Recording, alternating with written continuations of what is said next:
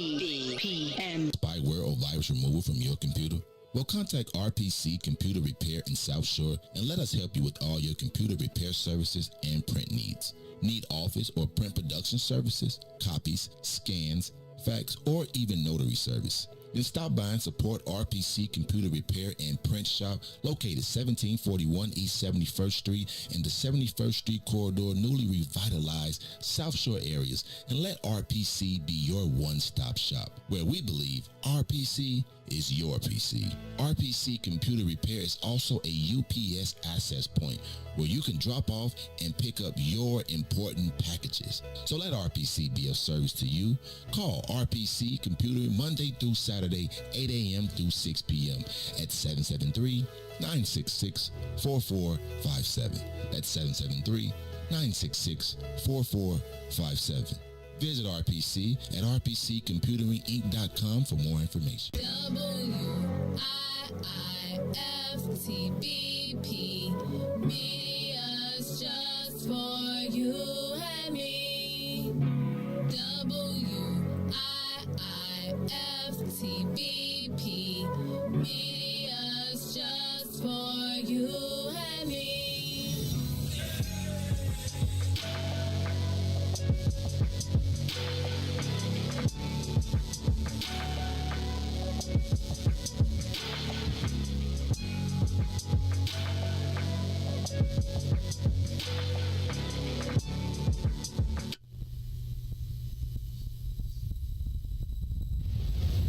Come all the way with me.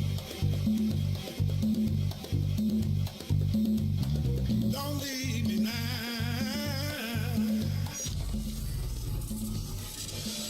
Church Chicago's Power Hour. I'm your host, Angie Mims, and Terrence Keys. TD, aka Terrence Daniels. do you believe that God's going to turn it around? I got to. Definitely. Why? Why? Because he's did it before. Come on. And he'll do it again. Yes. And Yes. you can do it again. Yes. Yes. Come on here. Come on, I better leave that alone. Somebody calling you right now, Somebody Lord. calling you right now, Lord. If it ain't one thing, I better go. God's gonna turn it around. And I feel like we have to encourage the people because so many people are just truly depressed. They're going through the holiday blues, and we want you to know that you don't have to be discouraged. But you can in fact be encouraged because God's going to turn it around. Turn it around.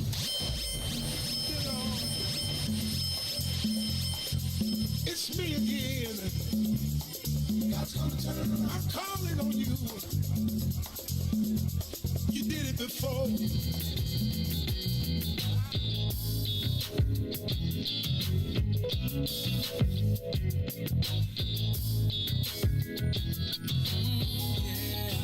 Steve Standard. I've never been lucky at love, no never. I've never been good at holding on. A heart broken so many pieces, but I'll just keep on moving on because I'll never give up on love, no never, no never, and I'll never give up on trust, whatever come what may. All that I wanna say, that true love's gonna come my way. Alright, I'm looking for a lover for me. Could you be the one for me? Yeah. Alright, just looking for forever for me. For me. See, I never ever thought that I could love again. I never ever thought that I could ever win. But don't ever give up, no, and don't ever give in. See, I pray that true love finds me in the end. I'll never give up on love, I will never. And I'll never know trust. I will never. Looking for a lover for me. See, I'm looking for a lover for me, yeah. And it's alright. Looking for forever. I'm looking for forever. For me. Every night. Hey. Make love to her right. Oh, find her glad she's the only one that I she's the only one. I'm gonna treat her like mine. See, I'm gonna give her everything. Whatever she wants, plus a 10-carat diamond ring. Baby. Alright. Woo. I'm looking for a lover for me. Looking for a lover. Could it be you? And it's baby, it's alright. Looking for forever for me. I'm looking for forever for me. Alright. Hey, looking for a lover for me. I'm looking, still looking. And it's alright. Looking for forever for forever. For me.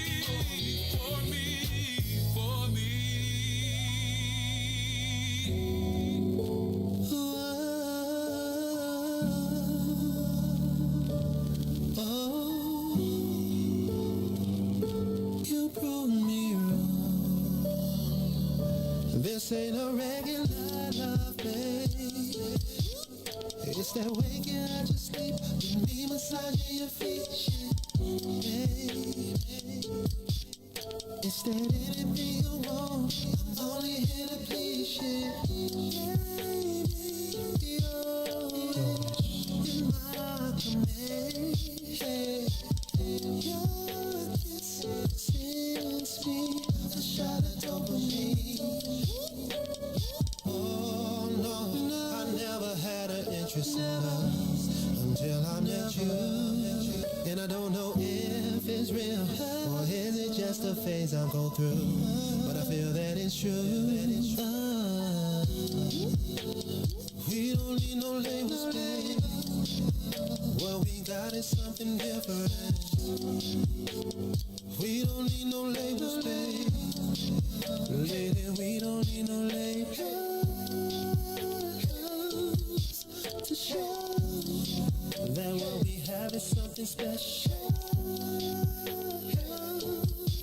For sure, for sure. I don't feel it's a one night stand. No. It's that love you in your eyes. Make love in paradise. I want a lifestyle. It's that sweep you off your feet. Give you everything you need.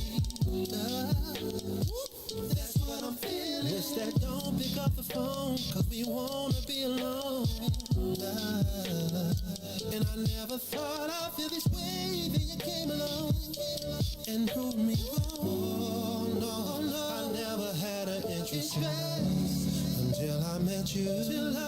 And I don't know if it's real, or is it just a phase I go through? But I feel that it's true. We don't need no labels, babe. What we got is something different. We don't need no labels, babe.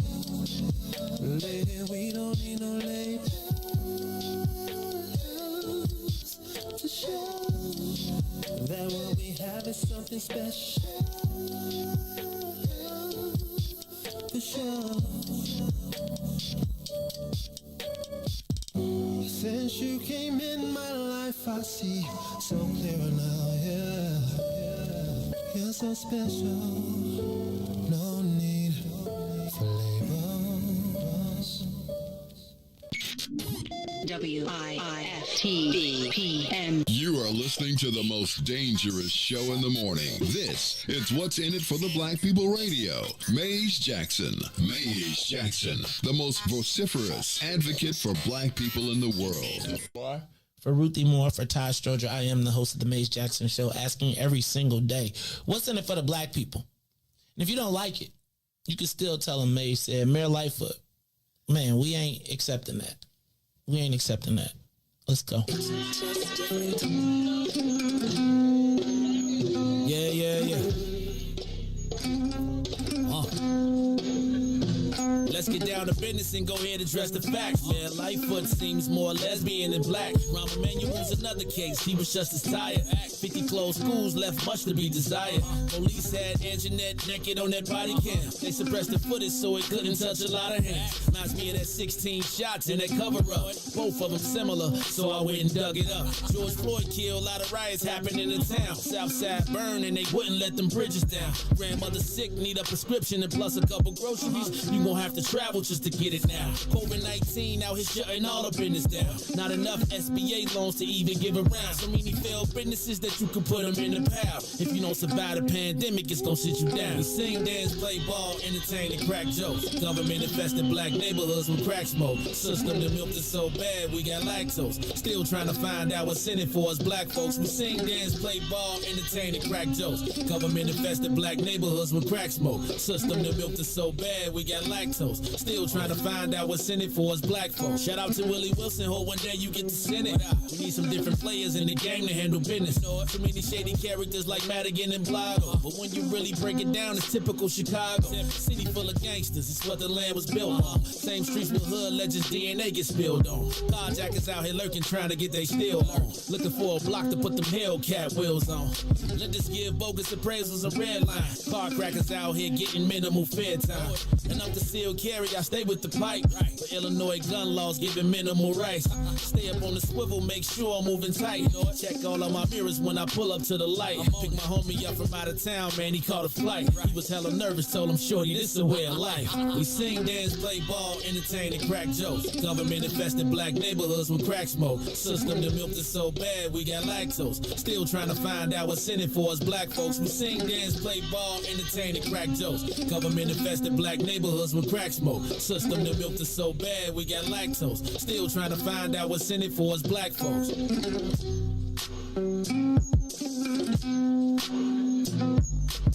Wake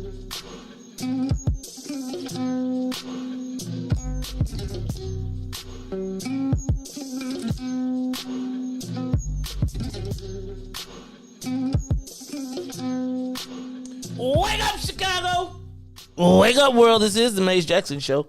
I'm your host, Maze Jackson. Got my co-host, Ruthie Moore, in the building. What's up, Ruthie Moore? What up? Good morning. How you feeling?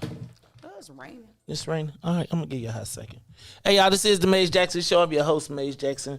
Got my girl, Ruthie Moore, in the building, y'all. I am making it today. I went on an excursion last night. I dipped out last night after 7 o'clock, and y'all know I get nervous after 7 o'clock. In the nighttime, I'll be like, I'm far away from my bed. I'm getting nervous. But I decided yesterday that I was not going to let summertime shy pass me by without at least once making it to Summer Breeze by Eve.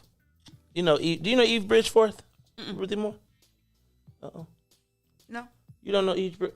Why your camera just go on me like that? I know Eve from the Rough Riders. Yeah, you know what? I have a story about that. I'll tell you off here. Something just happened with our camera, so I'm trying to get some stuff together. So I'm going to start here. All right, y'all. It's Maze Jackson, Ruthie Moore. So anyway, last night, Ruthie, I went to View Rooftop.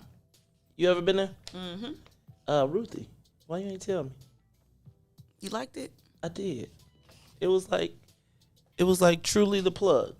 It's rooftop season. Well, you know I got my own rooftop. It don't count. That's not fair. I mean, that's kind of why I got it. How you gonna just That dash don't count. my Come little on, it don't gotta go to somebody else's rooftop. dash my? Well, you know what? I did go to somebody else's rooftop. I did. Well, yesterday I went to View Rooftop. What's my man Markel Jordan was playing? What's the matter, DJ?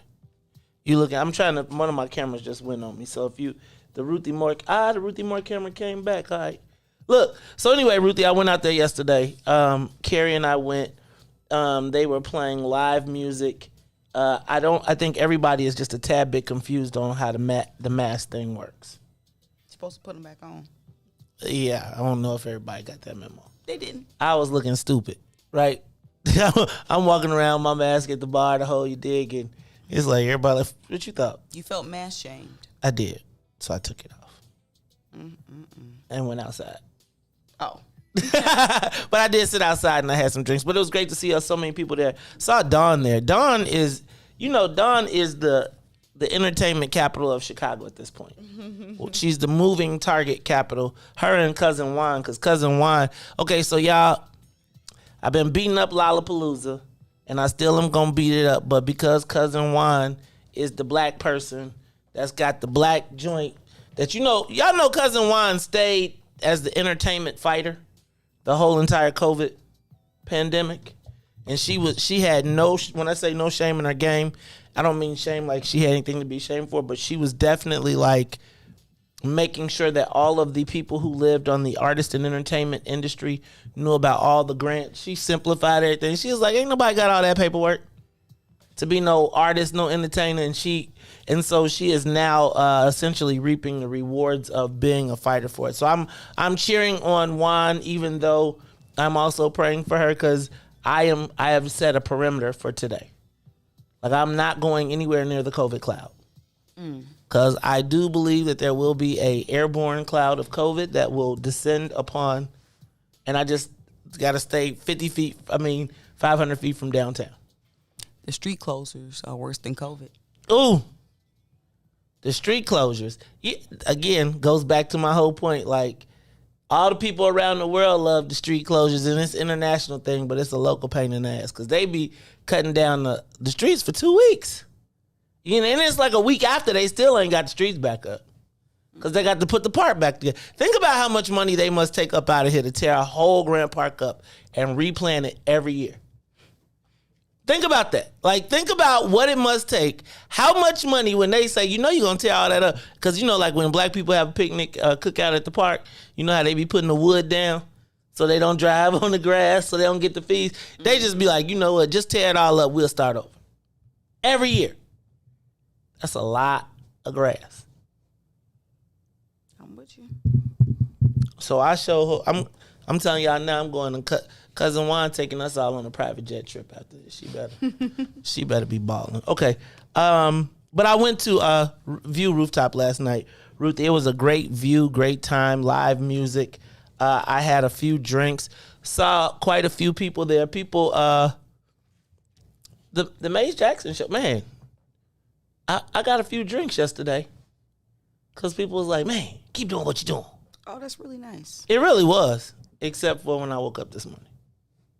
Because I was like, what time is it? Last night when I was playing in my outfit, I did it after the party. Can you tell I got sweats and my beach shirt on? This is fine. I'm gonna be comfortable. All right, Ruthie Moore, how you feeling today? It's Thursday, so we only got one more day after today. How you? What's cracking? Nothing. Sleepy. Tired. Did you go out last night? You stay in? Did you ride your bike? Uh-huh. You know you're on my shade list, right? It's okay. I've been on worse lists. Oh, dang. Santa Claus, the naughty list.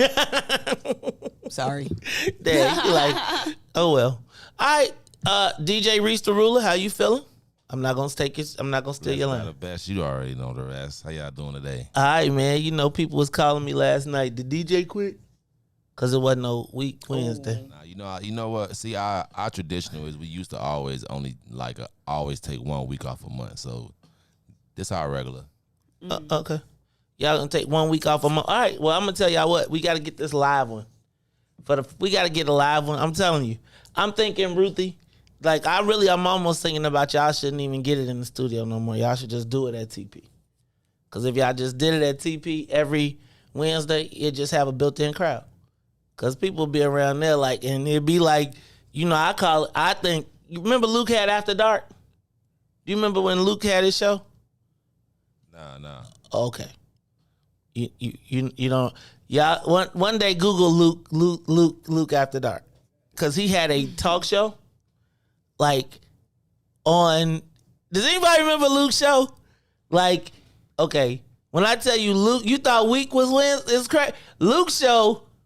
Let me tell you, it went down during the interview.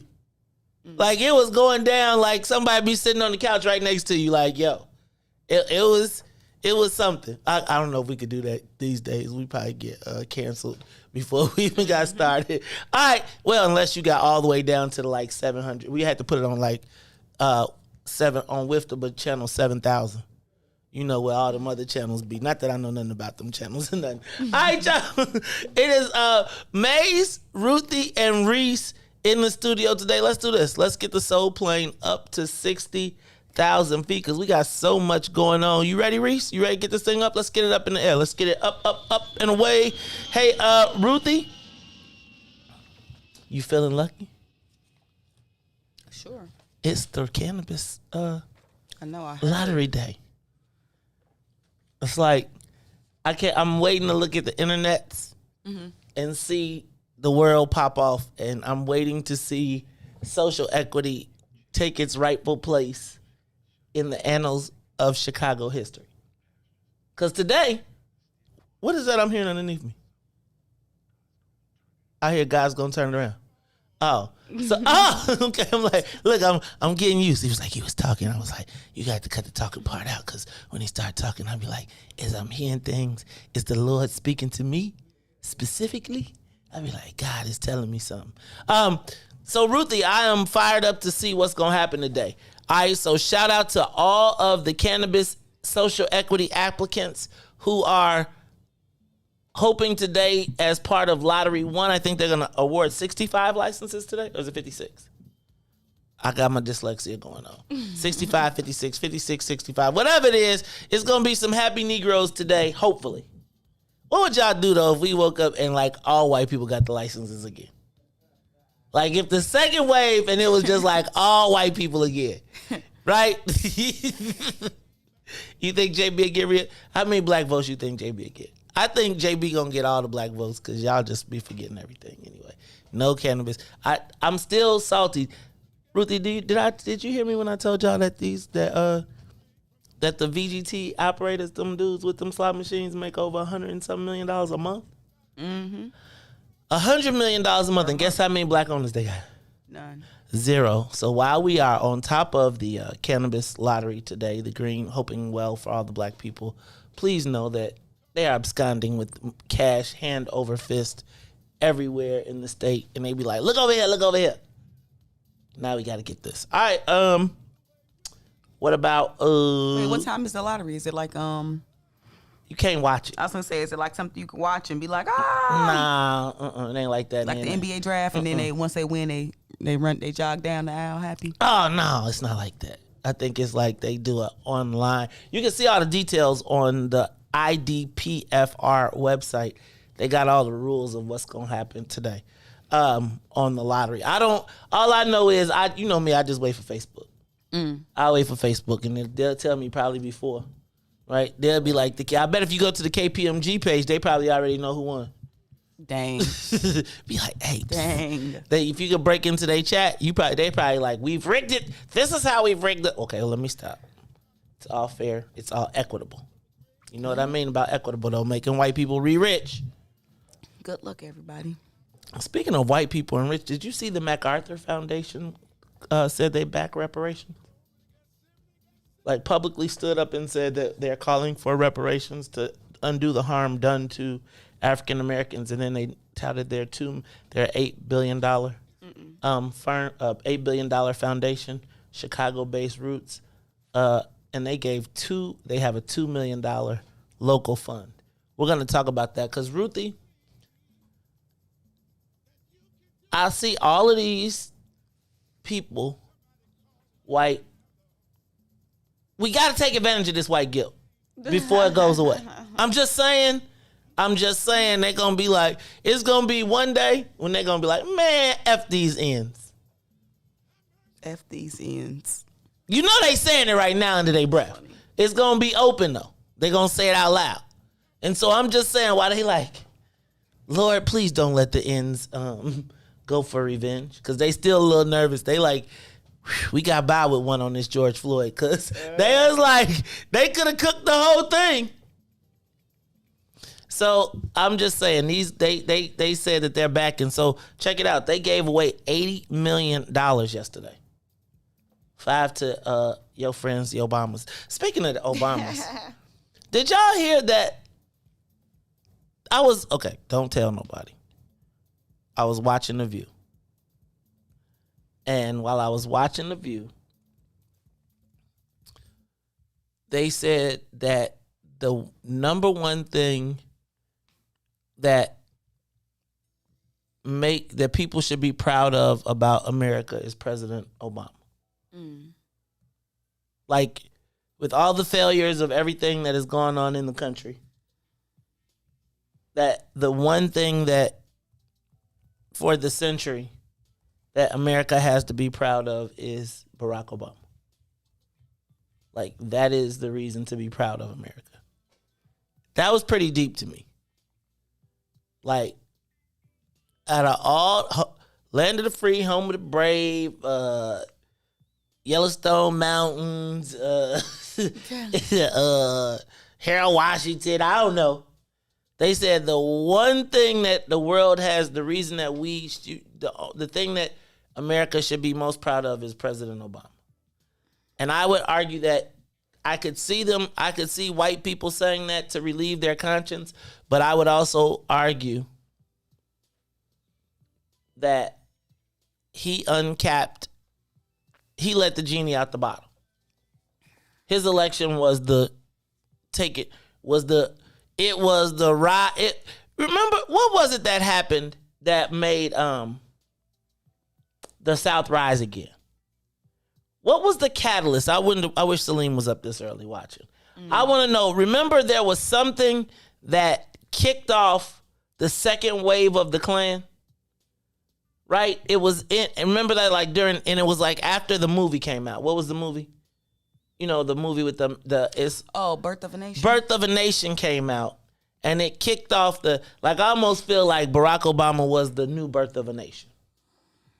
Because it led to the Tea Party which was a veiled, they tried to talk about, we were all about taxes. Get y'all wasn't about taxes. Y'all was like, there was some really interesting balloon characters they came up with. I remember during the Tea Party was the rebirth of the noose. It was. Like the noose became the thing, and it was like, what do you mean? This is just for us to go roping cattle. Remember? Then it all started. Then it started seeping out. Then it was the yeah, man. I don't know if segregation had just, or racism, not racism. They had kind of just, put it just a little bit under the dirt. But I feel like when they piled the dirt on it, it was fertile soil. And from it sprang this state that we live in right now, which is, I'm telling y'all, I could clearly see us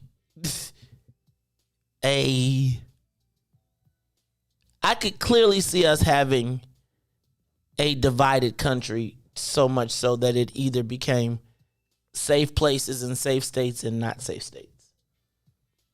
I could clearly see that happening in this country. I don't know if you all have heard the campaigns about the civility conversation. They got this ad campaign about civility and having difficult conversations, and it's okay to have difficult conversations. Yeah, or whatever. And you didn't see the one where they was like, the commercial where the girl says, well, what if you grew up thinking that the best way to take a shower was wearing your clothes? Just because you learned it when you grew up that way doesn't mean that it's really, Joe Biden is nervous. I'm telling you, Joe Biden know if he die, if he doesn't make it, and they try to put Kamala, these white folks gonna go crazy. I'm just telling you, because I just feel a certain way. It's going down. Look, y'all, it's the Mace Jackson Show. We are up at 60,000 feet. We're going to take a quick break. The Ruthie, what is up with the Ruthie cam going in and out? We're going to come on back to it. Ruthie, it's like they putting an effect on you. They put a filter on you. They gave you the blur. Like that's the effect that photographers try to get in the background, not when you are the feature. So look, y'all, we're going to take a quick break. We're going to fix Ruthie's camera, and then we'll be back after these messages. This is the Mace Jackson Show. We want to welcome the WBGX audience. Hey, y'all. What's up to everybody at 1570 AM, WBGX Radio, and everybody on TuneIn. We'll be right back.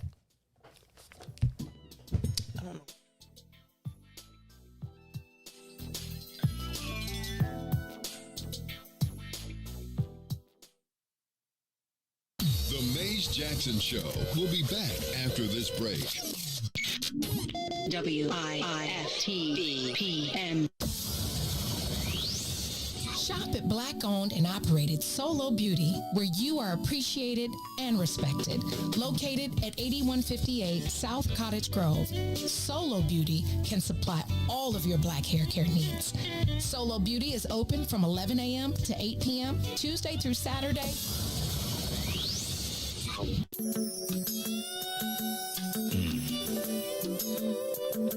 sure looking good tonight, baby. I just wanna make sweet love to you tonight, baby. If you don't mind, let me tell you. Hey there, sexy lady of my dreams. Can I have you here with me? I just wanna love you down. Yeah.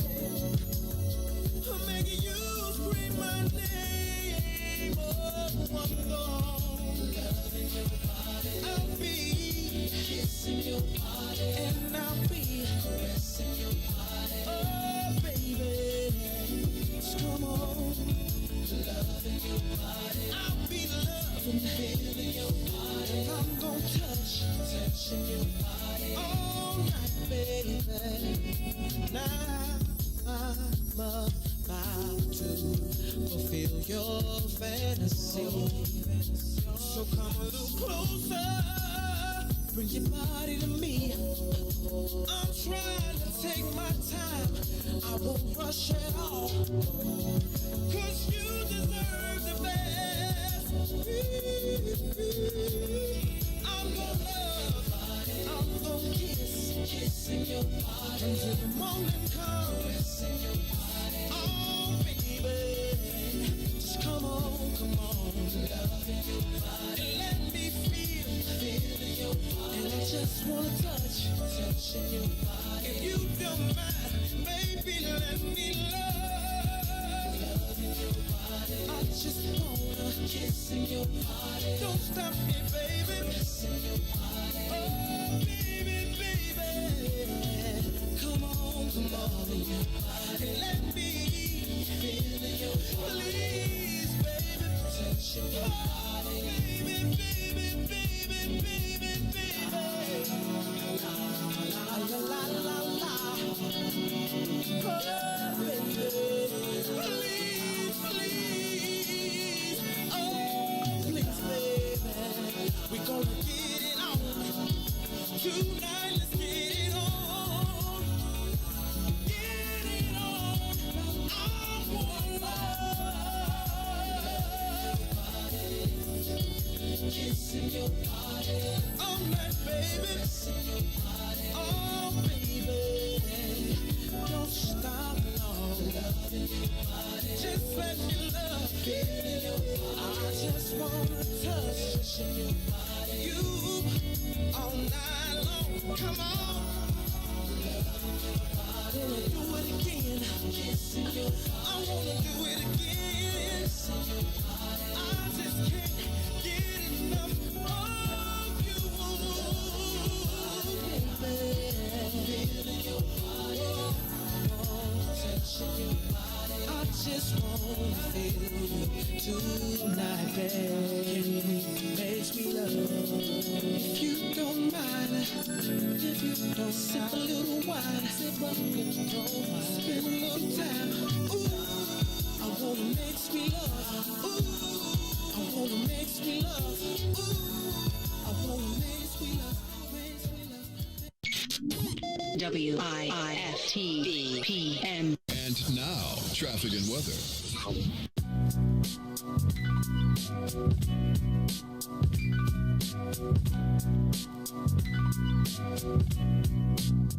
Good morning, what's in it for the Black People Media. The time is now 6:38 a.m. and I am Reach the Ruler with your Chicagoland area sports weather and traffic update. In sports, the White Sox was against the Royals in Kansas City. Game went to extras in the bottom of the 10th with 2 outs. Royals Michael Taylor hits a walk-off single and the South Side will lose 3-2. Cubs at Wrigley in Game 3 of a 4-game series against the Reds. Joey Votto was too much as he homers twice in consecutive nights as the Cubs will lose 8-2. Now on the traffic. On the Kennedy, O'Hare to the Loop 20 minutes, outbound to O'Hare 17. Eden inbound from Deerfield to Exchange 28, back out will be the same. On the Eisenhower, Thorndale to the Loop 28 minutes, back out to Thorndale 30. On the Stevenson from I-355 to the Dan Ryan 28 minutes, outbound will be 30. Bishop Ford I-80 to the Dan Ryan 33 minutes, 30 minutes to I-80. On the Dan Ryan 17 minutes to the Circle, 15 minutes to 95th. DuSable Lakeshore Drive, 55th to Jackson will be 7 minutes. Jackson to 55th, 7 minutes. On the north side, Randolph to Bryn Mawr will be 8 minutes. Bryn Mawr to Randolph, also 8 minutes. Today's weather, it is currently 75 and mostly cloudy. Today will be a high of 84 and a low of 68. I'm Reach the Ruler. Now back to the Mays Jackson Show.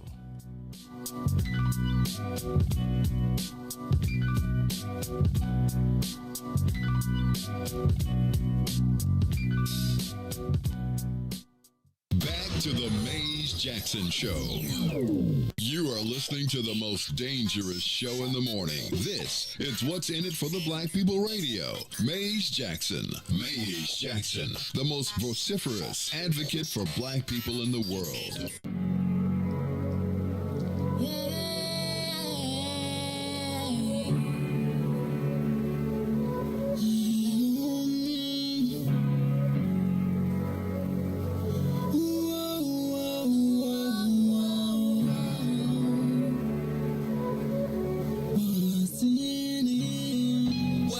for the black people. Cause economically we are not equal. Waking up to lies, can't doze no more. I told y'all, yeah, this a dangerous show. Don't go to church if you ain't trying to help us. Don't even try to be around and can't protect us. We see the lies, not other politicians. We need money and no symbolism. It's Maze, it's Sonia, and Ruthie, and Todd, explaining how we all come from God, giving us tools to beat the odds. If we're united, our movement gon' stop. If they ain't trying to help us, they ain't trying to do nothing. We gotta do something, we gotta stop running. It's time to confront the problem. Really, you expect you oppressed to solve on.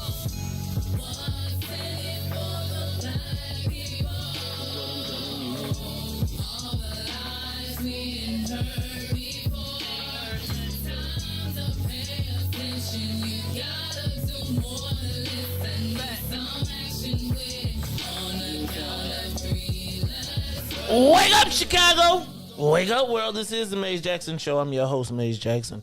Got my co-host, Miss Ruthie Moore, in the building. DJ Reese the Ruler on the ones and the twos. And y'all, it is 6:30. Let me run through just a few more of these headlines very quickly.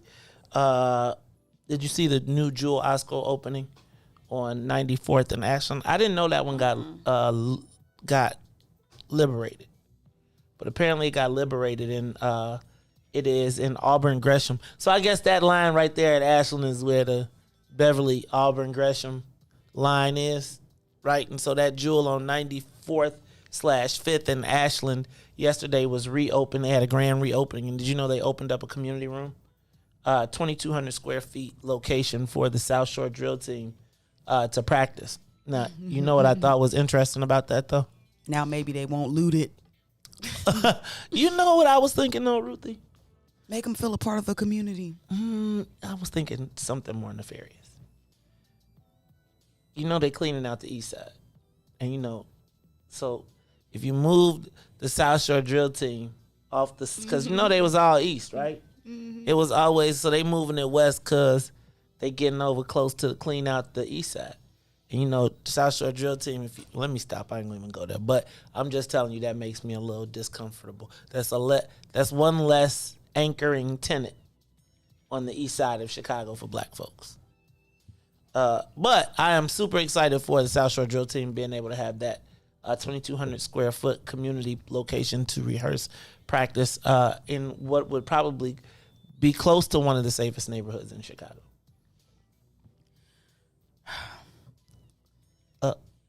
What did that mean? I just wish they had their own space and they didn't have to get in bed with a corporation. Yeah. Usually though it's interesting. It's interesting because we need community centers for young people for stuff like that. It's funny, Ruthie. We need our own corporations that can donate it, though. Right? Like, it's a weird circle that we're in, because again, the community centers are wonderful for us temporarily, and then when we go, they be like, "This is a great place," and I'm always hoping that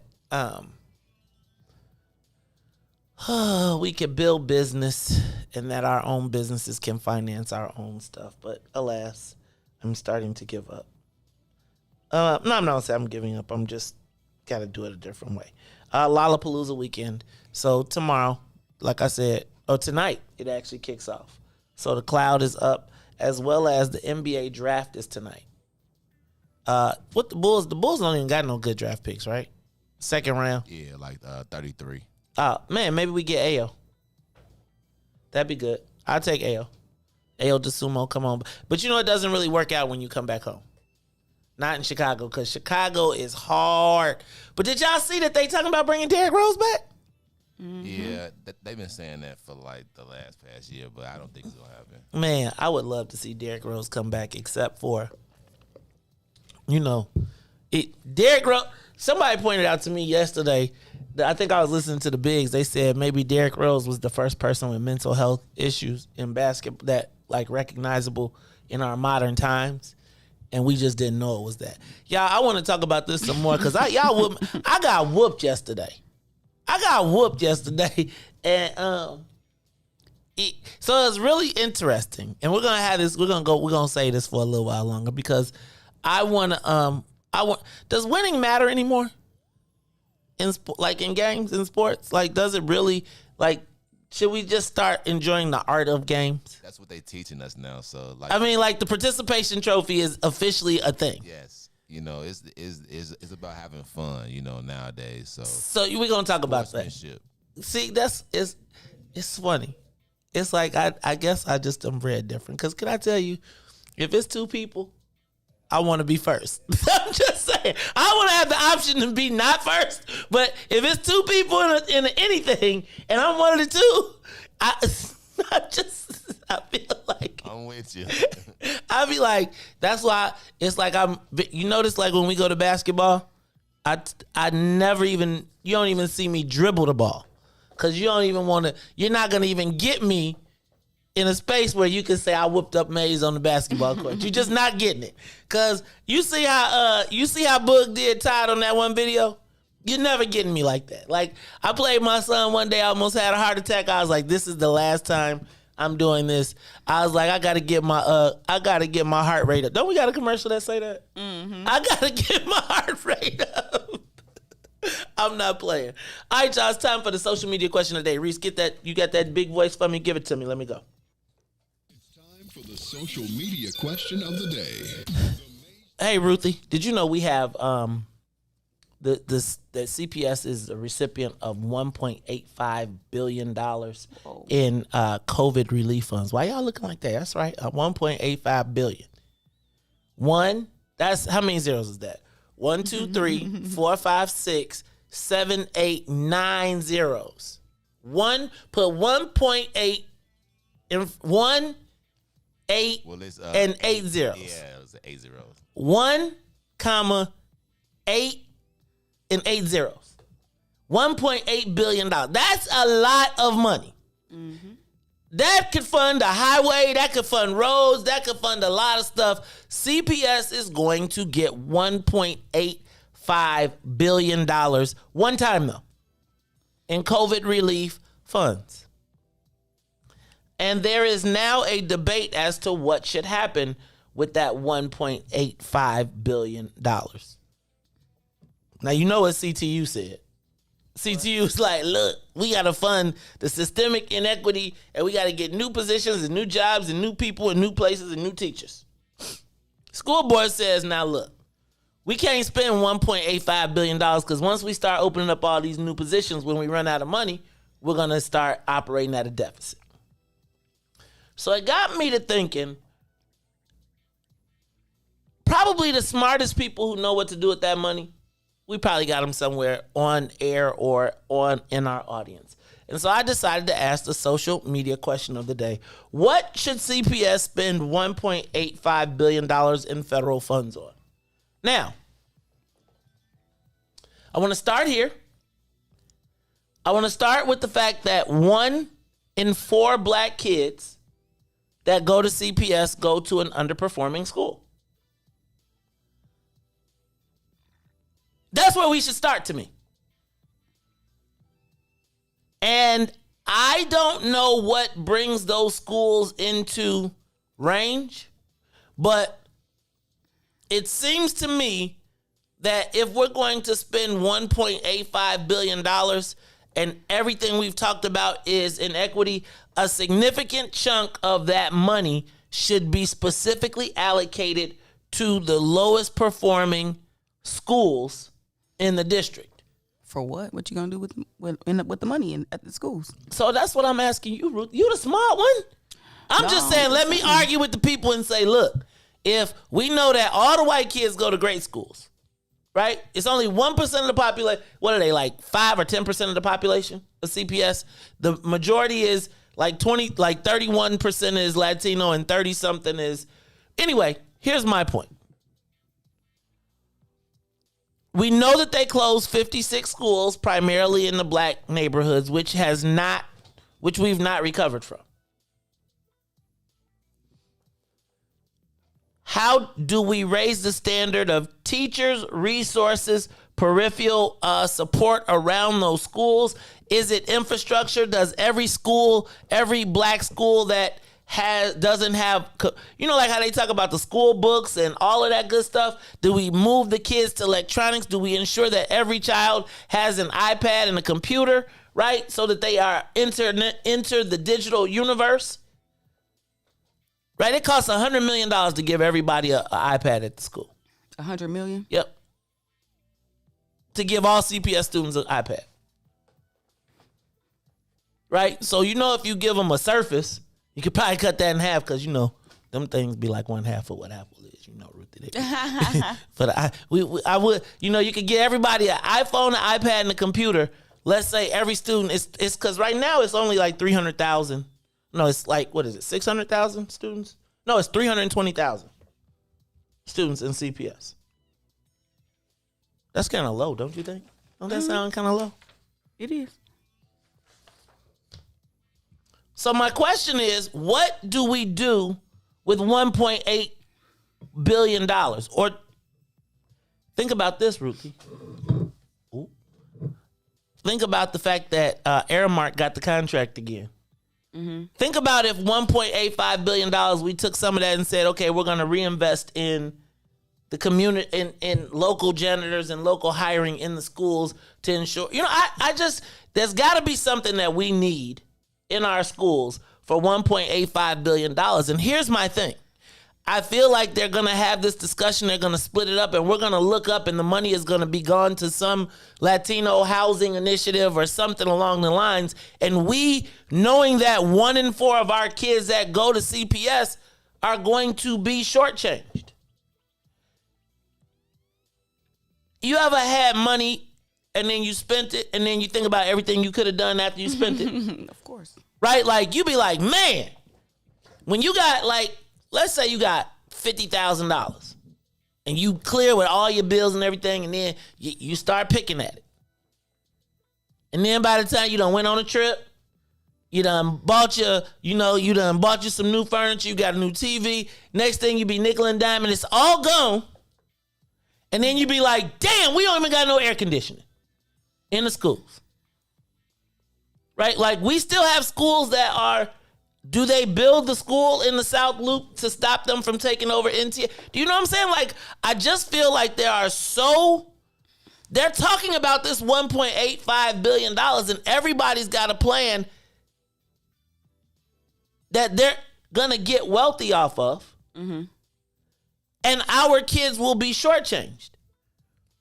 What role are the local school councils playing in the division of this money? Now, that's a good question. What has each school's strategic needs been? So we got Devin, right, who is a local school. We got a bunch of local school council members. But even as we're hearing this debate is between CTU, an interim CEO who we'll talk about in the next segment, and CPS. And I gotta say that these local school councils have got to probably be offering up some strategic plan. Is there supplemental learning? Is there Ruthie, are we putting in our schools to teach the kids how to use the 3D printers? Is every school got a 3D printer in a class? Do they have adequate computer labs now? Do we bring all of those places that are substandard so that those kids that are returning back to school in this place come back, and now every kid is sitting in the class and they're interactive with their iPad, their class, and all of it working together? Do we take the backpacks off of our children's backs and say, okay, we're going to replace it with an iPad at all of these schools, and because we know we can engage them, do we do a interactive between the house and school I don't know. But I got to say that, y'all, they are discussing this, chopping up this $1.85 billion, and everybody's eyes are big as saucers, and we're not in that conversation. And so I don't, is this the time where do we reinstate recess? Damn it. Do we, if there's going to be a longer school day, do you fund the time for the kids to have recess and teach them how to play kickball? Teach them how to. Do you reinvigorate the sports programs around the schools? Do you build a studio in every school so that instead of these drill rappers that's going to the school making killer songs, they have the opportunity to put out a mixtape from their school? And it's the battle of the schools and the mixtapes. In some kind of way, though, are we taking this $1.85 billion and saying, hold up. So if all the white kids go to performing schools, Latinos 1 in 8 go to an underperforming school, and for us it's 1 in 4. I think we at least need to be like 800 million of that 1.8 billion is going straight to black. You like, no? Am I crazy? But how though? That's why I'm asking. You the smart one. Saying, our infrastructure be a little off. So how? This another one of those moments though, right? Remember when I told y'all JB spent $200 million and there was no political infrastructure left? They're gonna spend one. Can I tell you who gonna have a plan for this money? The Chewy mob. They're going to rebuild some more. They're going to say, okay, here are our magnet elementary schools. Here are our vocational elementary schools. They're going to have a plan. And I'm not the educator at all. But I just know that they are, when $1.85 billion is on the table and we're not at the discussion and we are the people, 56 of them schools came straight out y'all tails. To me, that's a reparations program. Excuse me. We need a black school reparations for those 56. We need to plug the 56 holes that y'all put in these communities. What y'all want to put in them? Oh, that sounds kind of like CTU plan. What? Plug the holes? Plug the community holes. Are you advocating socialism, Maze? No, I am not. I'm saying plug them holes with some economic. I'm with it. But look, if it's going to turn some economic benefit that allows us to fish instead of waiting, I'm okay with that. But I look around and I say, who's got our back in this conversation? They are literally right now talking about $1.85 billion. I'm going to do this. I'm going to open up the phone lines. Ruthie, you don't got no ideas at all? Can you have one while I go open up the phone line though real quick? Sure. I think the money could be used for trades and vocation, because if you look at kind of how the workforce is moving into that direction, I think it could also be used to get young people excited about emerging industries and some of the tech and manufacturing things that Chicago has going on. So I think a career focus might be good. But also, I think we need some interventions, violence interventions for young people. Okay. I think right there is where we might be needing to figure it out. Give us a call, 872-259-7474. 872-259-7474. CPS has $1.85 billion to spend. $1.85 billion to spend, and they're discussing it, and I feel like I'm okay with plugging the community holes. I don't know that we use it to create more. They could bolster the fund that allows CPS students to attend city colleges for free. But I guess increase the funding to that and let it go, like make it specifically for black. Sure. No, well, I guess my question is, how many of us are taking CPS? Okay, I'm with that. I guess my question is, how many of our children are taking advantage of that? So likely not enough, but if they bolster that fund, then that would bolster the awareness. I think right now you might need a certain GPA to do it, but take away them GPA requirements. But allow the families of CPS students to also attend city colleges for free. There are plenty of trades being offered at city colleges. Oh, so you're not saying you got to go for a degree. You could go for a certificate. Oh, or you yeah, can go for something definitely. that Like, I'm allows talking you. about with an emphasis on the trades. You know what? For people's families and for the young people. You know that sort of like what they're doing over at Malcolm X, right? How they've turned it into almost like a nursing college to feed into the medical district that's over there. Unfortunately, when you go to Malcolm X, I'm telling you, they're gonna be calling it Malcolm Xavier Naragius something, because I don't even think no black people hardly go to Malcolm X no more. Let me go to the lines. Brother Frank is on the line. Brother Frank, you got to go ahead and make it quick because we getting ready to go to break. What's going on, Brother Frank? What should we do with $1.85 billion? Oh, my God. Well, first of all, good morning, Brother May. Welcome back, Sister Ruthie. You know we shout out to you every day. And Ruthie, good morning to all you guys. Listen, when you can go to a break, a lot of you couldn't just hang on to go to a break and come back. I'm going to lay this out. You can tell Ruthie is an Aquarius, because what she's saying is exactly right. I'm on that same line. Brother May, $1 billion going to the bank.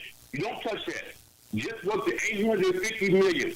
Let the $1 billion grow with issues, because next year come around.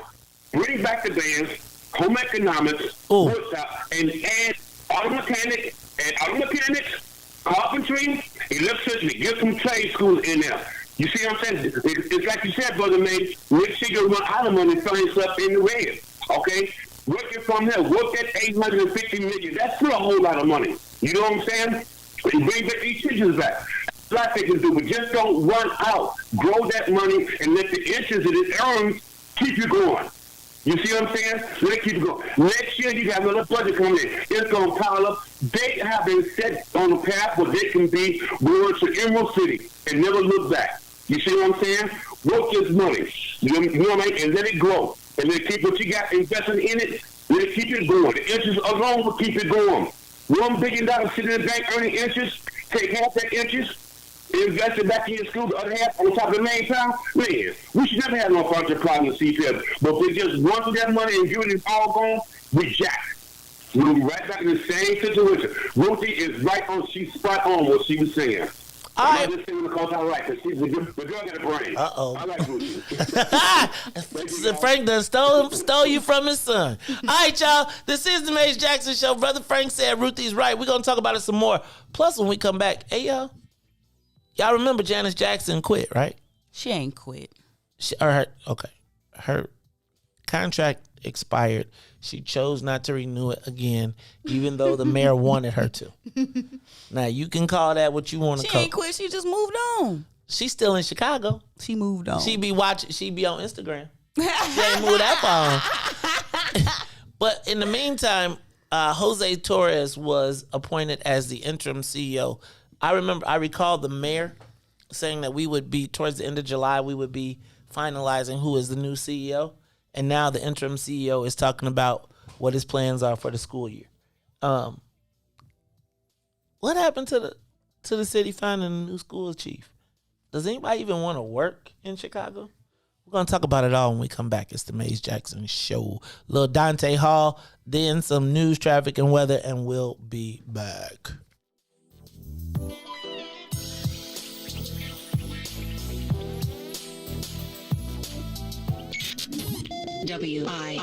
WIFTPM. The Maze Jackson Show will be back after this break.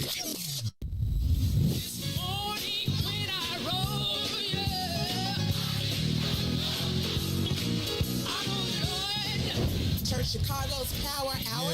I'm your host, Angie Mims, and Terrence Keys, TD, a.k.a. Terrence Daniels. I wish I had one witness in the house. You got one. Got a couple of them. Got two T's. Give me a testimony. Oh, Lord. He's did it before. Oh, Lord. I got one. Better. I got 5 reasons. 5 reasons. Oh, Lord. He turned it around. Turn it around. He woke me up this morning. Oh. Don't do this. Don't do this. Number 4? He woke me up this morning. Come on, number 3. Come. He woke me up. Oh, Lord. He woke you up. That thing can touch you. One of them 5s will get you. What's the second one? He woke me up this morning. Yes, sir. Yes, sir. Oh my God. And the number one reason. Number one. Final answer. He woke me up this morning. He woke me up this morning. That's a testimony. That's a Turn that thing testimony.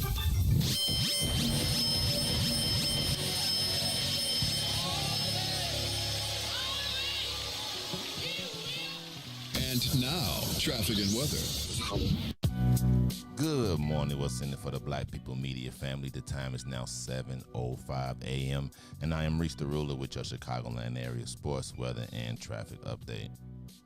In sports, the White Sox in action against the Royals in Kansas City. Game went to extras. In the bottom of the 10th with 2 outs, Royals' Michael Taylor hit a walk-off single as the South Side lose 3-2. The Chicago Cubs at Wrigley in Game 3 in the 4-game series against the Cincinnati Reds. Joey Votto once again homers twice in consecutive nights as the Northside Cubs lose 8-2. Now on the traffic, in the Kennedy, O'Hare to the Loop, 37 minutes, outbound to O'Hare 21. On the Eaton, inbound from Deerfield to the Exchange 42, Exchange to Deerfield 37. Eisenhower, Thorndale to the Loop, 31 minutes, back out to Thorndale 33. Stevenson, from I-355 to the Dan Ryan, 34 minutes, outbound 31. Bishop Ford from I-80 to the Dan Ryan, 33 minutes, 30 minutes back to I-80. On the Dan Ryan, 18 minutes to the Loop, 15 minutes to 95th. DuSable Lakeshore Drive South, 55th to Jackson, 8 minutes. Jackson to 55th, also 8 minutes. On the north side, Randolph to Bryn Mawr, 8 minutes. Bryn Mawr to Randolph, 9. Today's weather, it is currently 75 and partly cloudy. Today, expect a high of 84 and a low of 68. I'm Reese the Ruler, and that was your Chicagoland area sports weather and traffic update. Now here's Dante with What About My Love?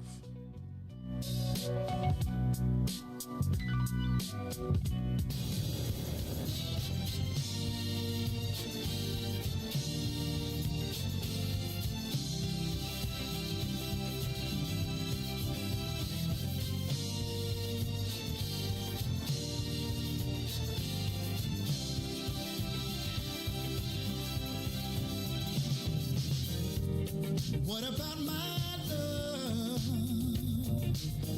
Seems you have forgotten us. I do believe that something went wrong somewhere.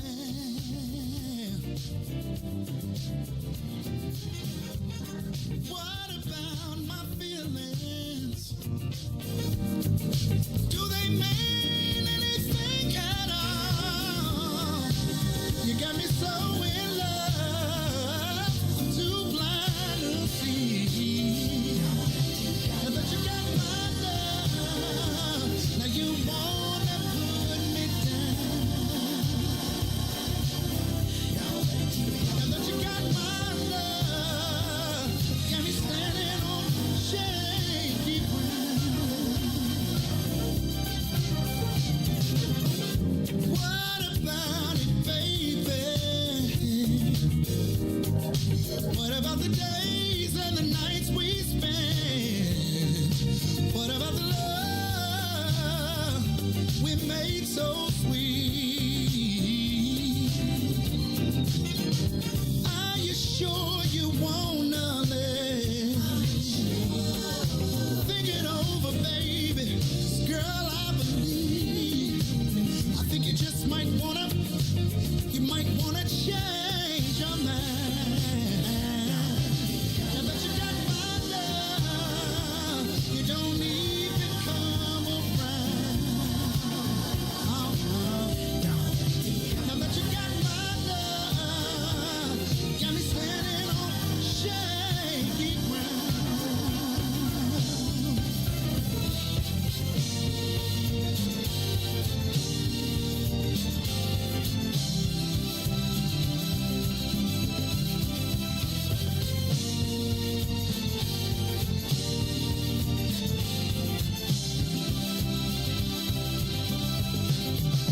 What kind of way is that to treat your man? When I gave all that I never had, you got me going through changes of life with you. Are you sure you wanna live?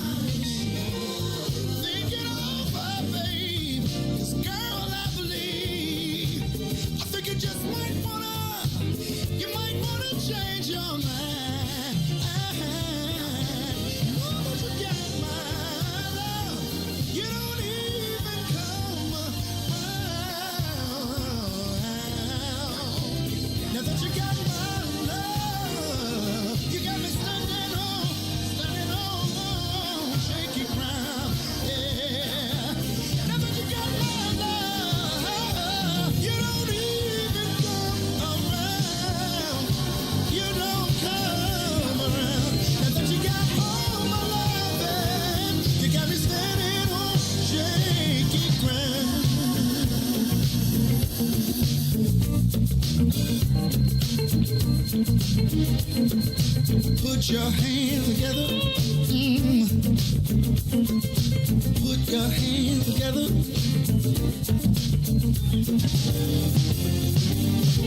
Before you leave out the door, before you leave out the door, baby, won't you change your mind?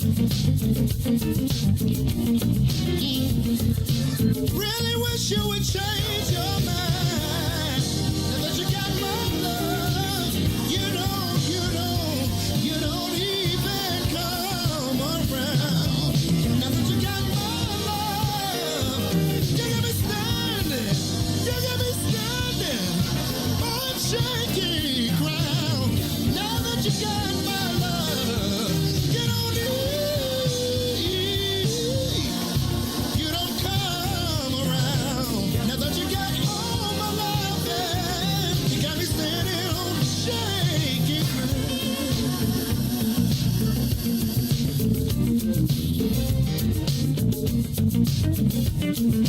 Put your hands together. Put your hands together. Oh my, I had a conversation with her. This is how it went. Before you leave out the door, before you leave out the door, baby, won't you change your mind? Oh, Lord have mercy. 'Cause I need you and you need me. I know we can be happy. Just wait and see. Baby, won't you change your mind? I'll do better if you change your mind. Now that you got my love, you don't even come around. Now that you got my love, got me standing on shaking. Now that you got my love, you don't even come around. Now that you got my love, you got me standing on shaky ground.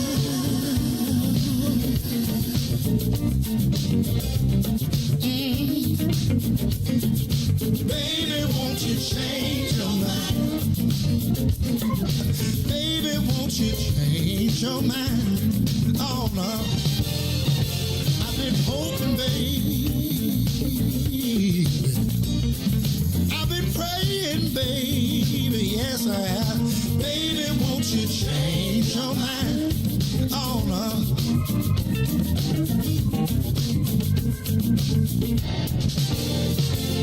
I've been hoping, baby. Yeah. I've been praying down on my knees, praying that you change your mind.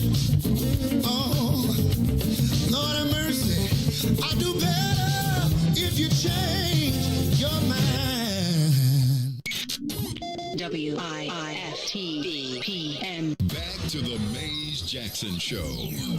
You are listening to the most dangerous show in the morning. This is What's in It for the Black People Radio. Maze Jackson. Maze Jackson, the most vociferous advocate for black people in the world. For Ruthie Moore, for Todd Stroger, I am the host of the Maze Jackson Show, asking every single day, what's in it for the black people? And if you don't like it, you can still tell them Maze said, Mayor Lightfoot, man, we ain't accepting that. We ain't accepting that. Let's go. Yeah. Let's get down to business and go ahead and address the facts, man. Lightfoot seems more lesbian than black. Rahm Emanuel's another case. He was just as tired. 50 closed schools left much to be desired. Police had Anjanette naked on that body cam. They suppressed the footage so it couldn't touch a lot of hands. Reminds me of that 16 shots in that cover-up. Both of them similar, so I went and dug it up. George Floyd killed, a lot of riots happened in the town. Southside burned and they wouldn't let them bridges down. Grandmother sick, need a prescription and plus a couple groceries. You gon' have to to travel just to get it now. COVID-19 out here shutting all the business down. Not enough SBA loans to even give around. So many failed businesses that you could put them in the pile. If you don't survive the pandemic, it's gonna sit you down. We sing, dance, play ball, entertain, and crack jokes. Government infested black neighborhoods with crack smoke. System that milked us so bad, we got lactose. Still trying to find out what's in it for us black folks. We sing, dance, play ball, entertain, and crack jokes. Government infested black neighborhoods with crack smoke. System that milked us so bad, we got lactose. Still trying to find out what's in it for us black folks. Shout out to Willie Wilson, hope one day you get to send it. We need some different players in the game to handle business. Too many shady characters like Madigan and Blago. But when you really break it down, it's typical Chicago. City full of gangsters, it's what the land was built on. Same streets with hood legends, DNA get spilled on. Carjackers out here lurking, trying to get they steel on. Looking for a block to put them Hellcat wheels on. Let us give bogus appraisals a red line. Car crackers out here getting minimal fair time. And I'm the seal carry, I stay with the pipe. But Illinois gun laws giving minimal rights. Stay up on the swivel, make sure I'm moving tight. Check all of my mirrors when I pull up to the light. Pick my homie up from out of town, man, he caught a flight. He was hella nervous, told him, shorty, this a way of life. We sing, dance, play ball, entertain, and crack jokes. Government infested black neighborhoods with crack smoke. System that milked us so bad, we got lactose. Still trying to find out what's in it for us black folks. We sing, dance, play ball, entertain, and crack jokes. Government infested black neighborhoods with crack smoke. System that milked us so bad, we got lactose. Still trying to find out what's in it for us black folks.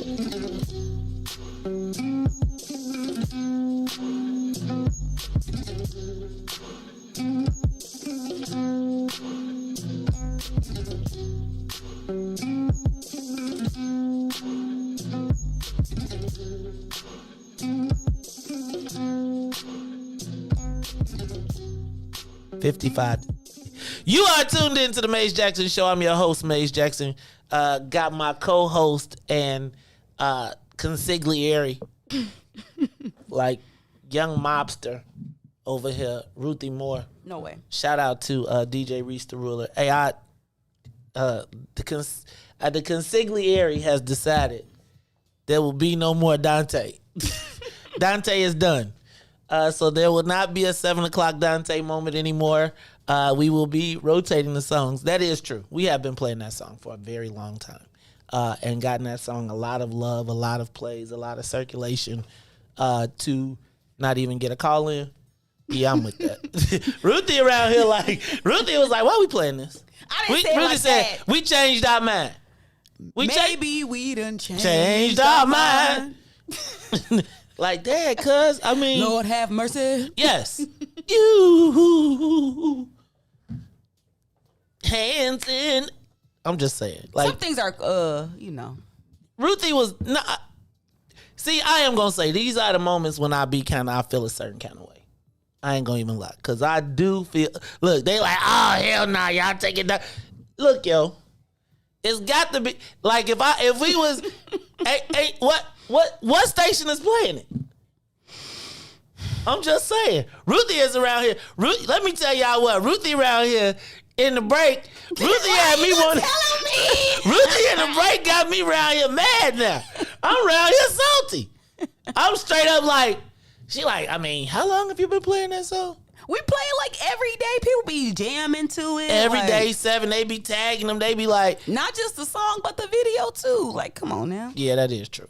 I mean, it is true. I mean, I'm just saying, you think about, like. You can't call in. Ruthie said you could call in on the toilet. We wouldn't even know. Dang, Maze. Early, though. You wouldn't know. Okay, there it is. There it is. It's too early.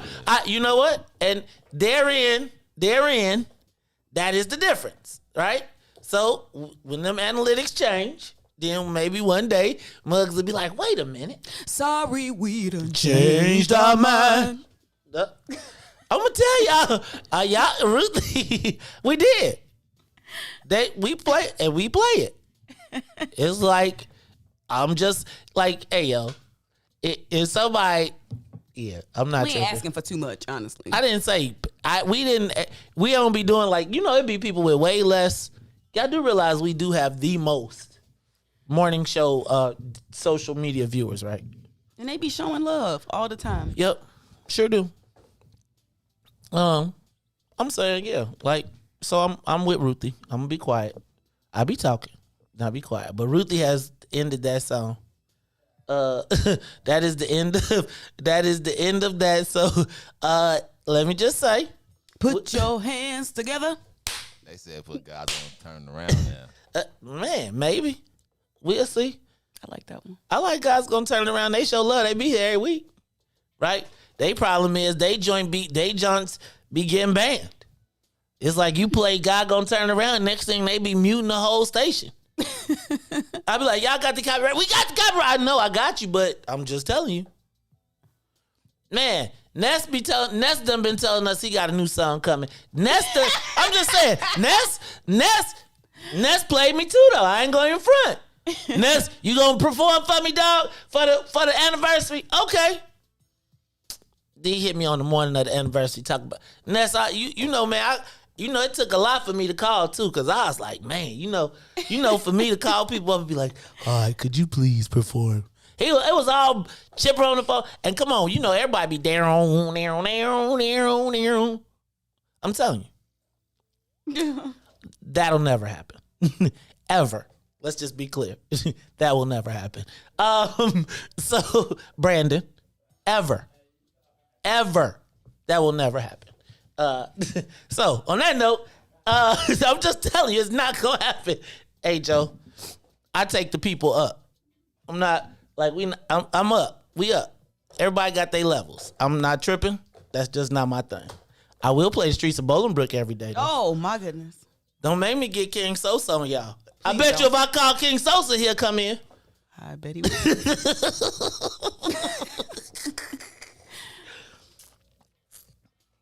All right, y'all. This is the Maze Jackson Show. See, I'm just saying, why you even put that in the universe? Don't even make me, like, I be all minding my own business. Just be cool. Anyway, so let me just say this. Artists, if you have a song that we play on air that people fall in love with and we ask you to come check us out, come say what's up, it was just call in. I'm saying, like, picking up the phone and dialing the hey, number. That's great. Thank you. I've gotten over 200,000. Well, that ain't us though. I mean, that we don't count till we count.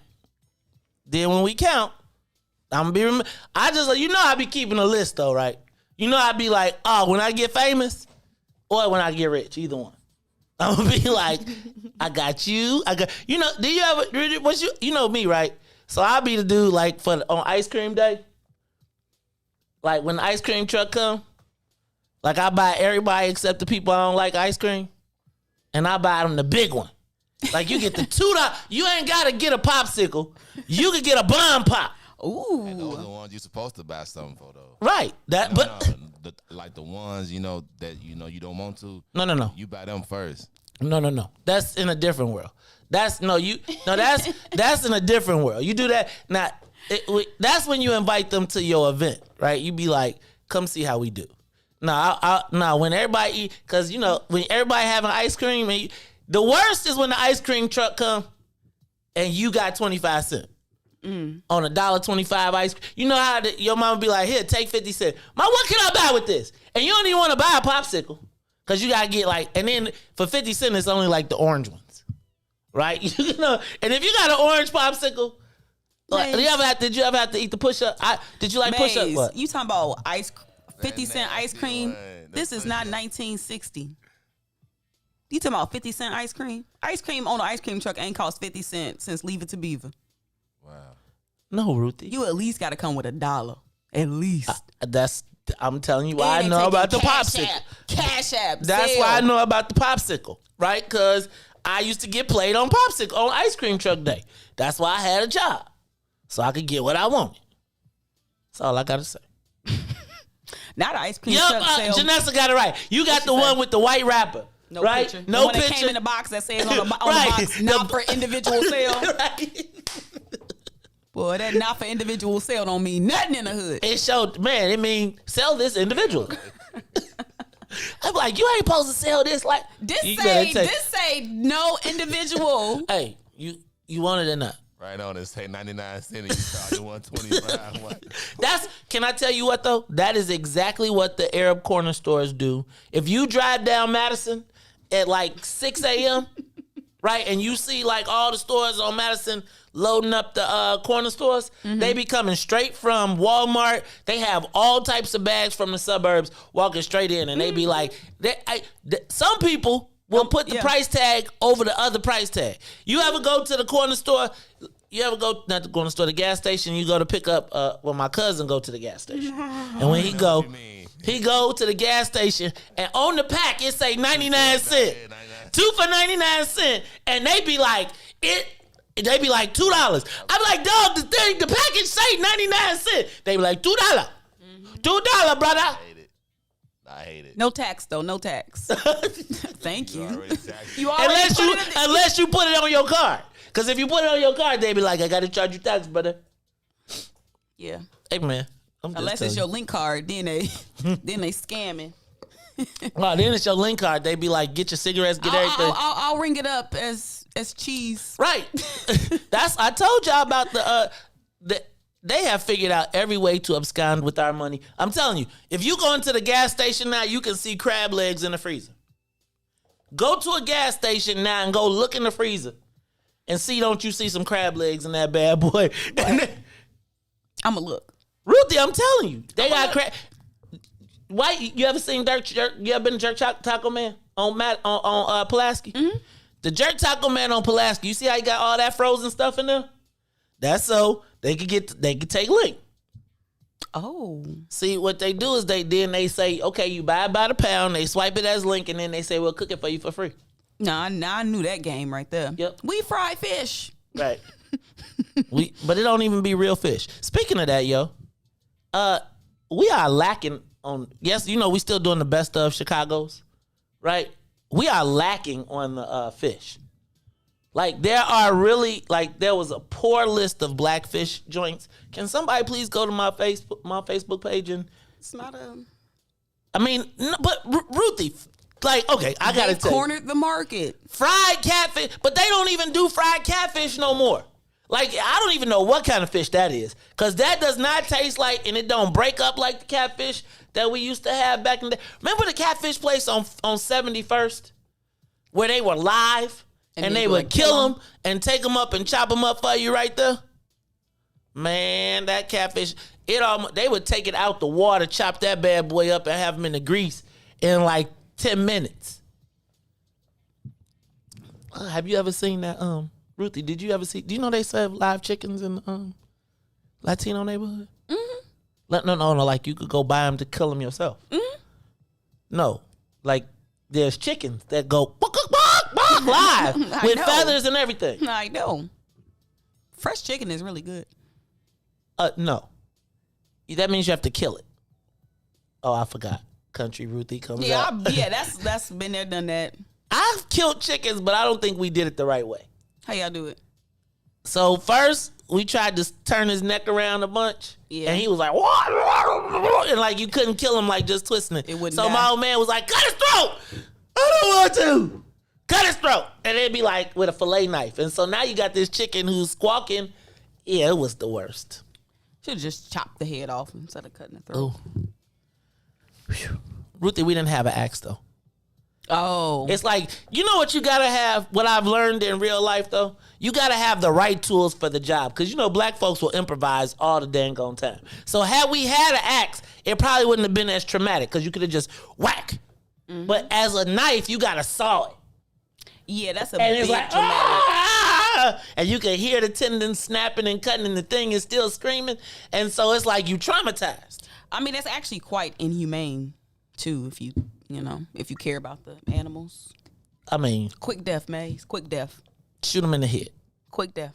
Ruthie, like, how about, that's why, just give it to me packaged. I already got I have a problem when I fry some chicken and there be wings on there or them little hairs. I be, oh God. Oh my goodness. I gotta start all over. I'm like, do they even take feathers off a chicken anymore? Like, why I gotta do all this work? They are lazy with the chicken cleaning these days. Lazy with the clicking chicken. Nah, you can't shoot a chicken though. You might blow all the meat away, right? Are you laughing at me? That's funny. And you shot a chicken. Like a little 22 or something, right? Got busted in the head. You gotta have some good aim though. Okay, y'all. This is the Mace Jackson Show. I don't know how we got here. Cause we not playing Dante no more. That's how we got it.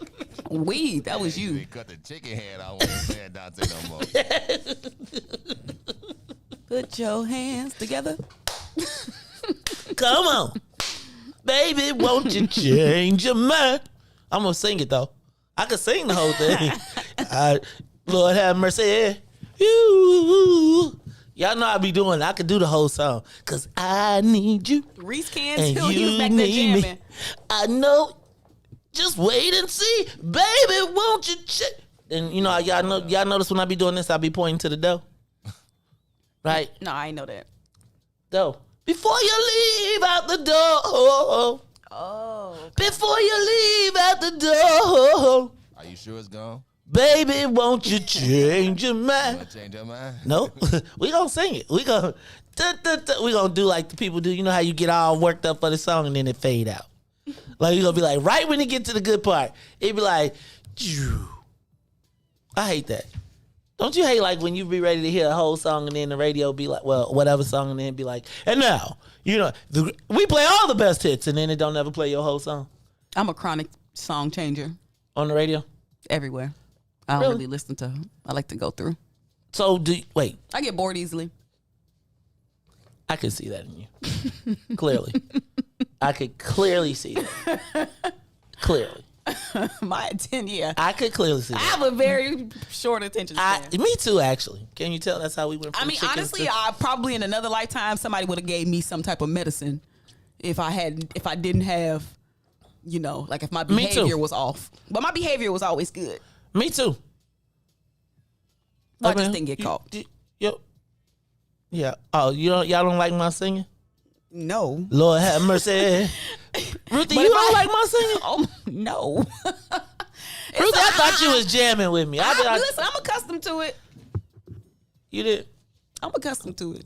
Ruthie, I thought you was my comrade in singing. I thought you was just singing them in your head. Cause my vocals was so dope that you just didn't. Yeah, they dope. Okay, you know what? This is what we're gonna do. We're gonna take a little news, traffic, and weather, and we're gonna come back after these messages because Ruthie just insulted me. Reese, I'm gonna cut the chicken. Now I'm cutting chicken heads off, and we have officially ended the Dante run for 7 o'clock. So now I guess we gotta figure out what we gonna play at 7. What we gonna play, yoga or something? No. Oh. No, yoga just once a week. Reese, though, don't trip. I got a sneaking suspicion they gonna be trying to steal yoga for week Wednesdays. Cause you know, I noticed Reese snuck that into the repertoire once he heard it. He was like, that's pretty dope song. Look, y'all, we're gonna do it all. We're gonna talk we'll talk a little smack and come back after these messages. This is the Mays Jackson Morning Show.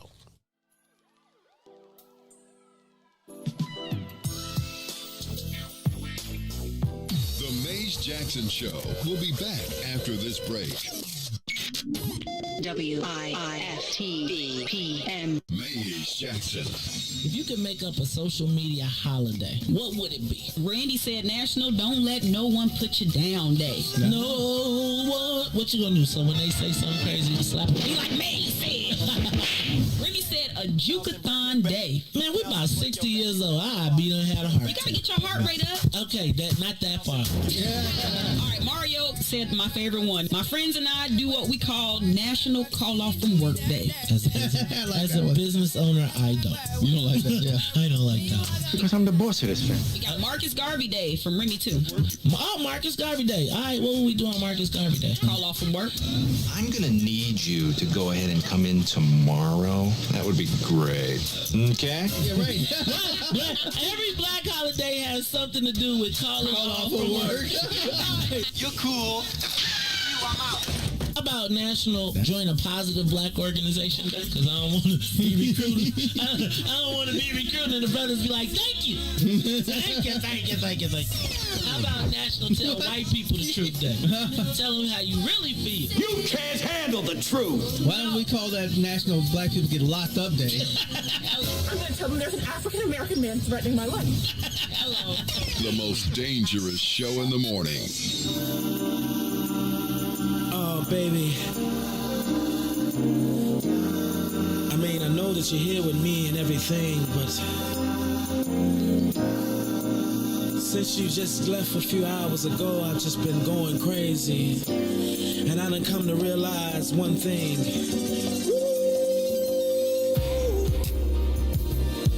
Oh, baby, I miss you. Yeah.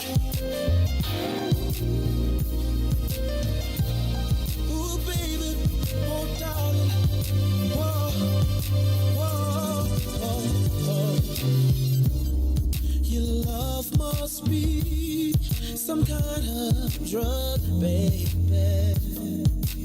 Cause it just keeps on calling me.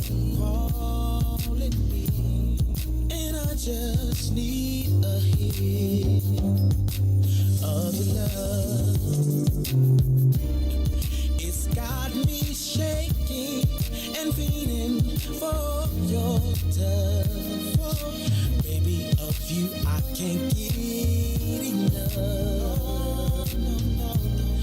It feels like I done OD'd on you, babe.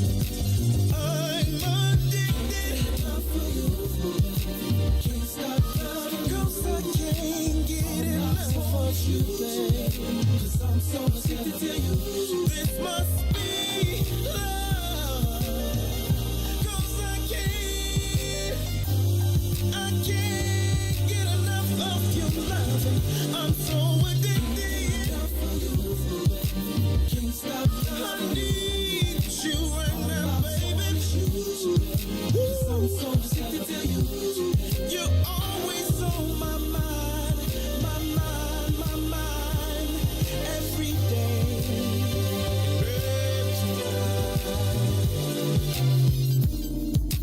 It's been too long since I had you in my arms, and I don't know if I can take any more of being without you.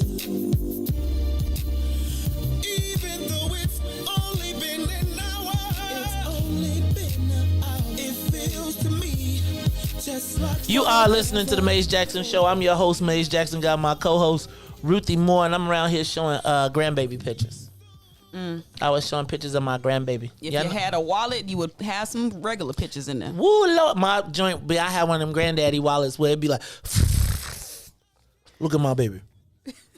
Look at my grandbaby. Because that baby girl is something else. I be telling everybody she look just like her granddaddy too. Her mama be mad than a mug. I be like, don't she look just like? They be mad than a mug, you know. And it's just like she don't look nothing like me. But I be like, she look just like me. They be mad. Nuh-uh, she look like. They be pulling out pictures. I was like, nah, I don't see it. They be, no, she look like granddaddy. That's what it is. All right, y'all. This is the Mace Jackson Show. So we have killed a few chickens. We've banned Dante. We didn't ban him. We just took him off the morning show playlist.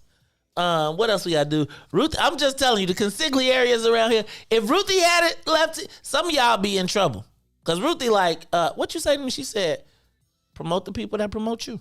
That ain't what I said. What you say? I don't remember. Something like that. No, I said hype the people up that hype you up. That's why I hype Ruthie up. That's why I be hyping you up. Ruthie be like, I'm telling you. DJ, we kind of give you some props too. We done got froze. Lord. Lord have mercy. He reported us. I'm gonna stop. Oh, Lord, now we froze. We's frozen again. See, look, they done started. He mad at us now. Now we getting reported. They done blocked the broadcast. Lord have mercy. Lord have mercy. You have permission to play my song. Right. Take my song. Oh, you ain't gonna play it? We gonna block you then. Are we back yet? No, they not showing us no love. All right, y'all, look. Are you tuned in? Can you still hear us? Because if y'all can still hear us, I'm gonna do one of these numbers. I'm gonna be pew, pew, pew, pew, pew. We gonna keep talking until we get this thing going. We still being heard, though. We still being heard. I'm in love with me. I'm so addicted. I'm just telling y'all that the people is, do they love you when you do what you do, when you say what you say? They don't. Sometimes. No, they don't love you, Ruthie. They don't. They be playing you bogus. I'm telling you, you got to watch the peoples. You know, I think sometimes people just be trying to milk every little bit from it, you know? I think quid pro quo is a real thing sometimes, though. I think quid pro quo should be a thing. I'm not against quid pro quo. I'm not. I just think that in the case of quid pro quo, there has to be value to both people. I feel like when we talk about quid pro quo, a lot of times it's not value. I mean, I think that people don't see the value. I think that if we practiced quid pro quo in our community, I tell you, I think we'd be in a better place. Because quid pro quo is really reciprocity. Mm-hmm. But I think it also kind of depends on how people determine value. And so I think that's a big factor, because in order for it to be quid pro quo, then each person has to deem it equal for their benefit, in a sense. So I think quid pro quo is in the eye of the beholder, for real. But I just think, you know, we literally play the song every day, twice a day. You would oftentimes get up and dance to it. So I know it kicked them streams up like crazy. And you play the video. So that visual representation is huge. I didn't know what he looked like until you play the video every single morning. Twice, sometimes. You want to know what's crazy, Ruthie, is I actually know him. Really? Like, I know him. Why didn't you call him and tell him to call in then? I told, he said that we should come and do a live thing from there. Mm-hmm. Yeah, so. Start with the simple shit. So, right? Everybody, pack up your shit and come blow me up. How about this? We blow you up every day. So he was just like, but he like, like he appreciated, but yeah. So. We know. I'm telling you, we know. Ruthie is my consigliere. No, I just be seeing people be asked. I be looking at the comments and people like, when Dante gonna call in? So my thing is, support the people that support you. I'm in love with you. You know how like sometimes like celebrities we be like a podcast right now. When celebrities be like, no pictures, no autographs. That's fine and dandy, but sometimes you got to come outside and just wave to the people. You could sit on your balcony like Michael Jackson did. Dangle your baby off the balcony. Just show some love. That's it. Lord have mercy. I don't know what's going on with our cameras right now. Yeah, I don't really know what's going on with our cameras right now. It's a real podcast today. Yeah. Network. Something's going on with the network, and we got a network latency issue. It could be some of these storms. I was really surprised that we had power this morning, the way they was talking about these storms and these 70-mile-per-hour winds. Really? Mm-hmm. Lord have mercy. Stop, Maze. I just got it out of my head. You. Because I need you. And you need me. People asking questions about Dante. They want to know. I know you can happen. Just wait and see. I think we changed our mind. Lord have mercy. What show is this morning? Okay, I'm about to get your together. You, because before you leave out the door. Okay. We in here acting up on a Thursday. Can you tell it's Thursday? It's almost time for vacay. And I just don't understand why these cameras is just doing me the way they are doing. But that's okay. Y'all stay rocking with us. Reese, why don't you come in here and do me a reset? Just turn them off and turn them back on.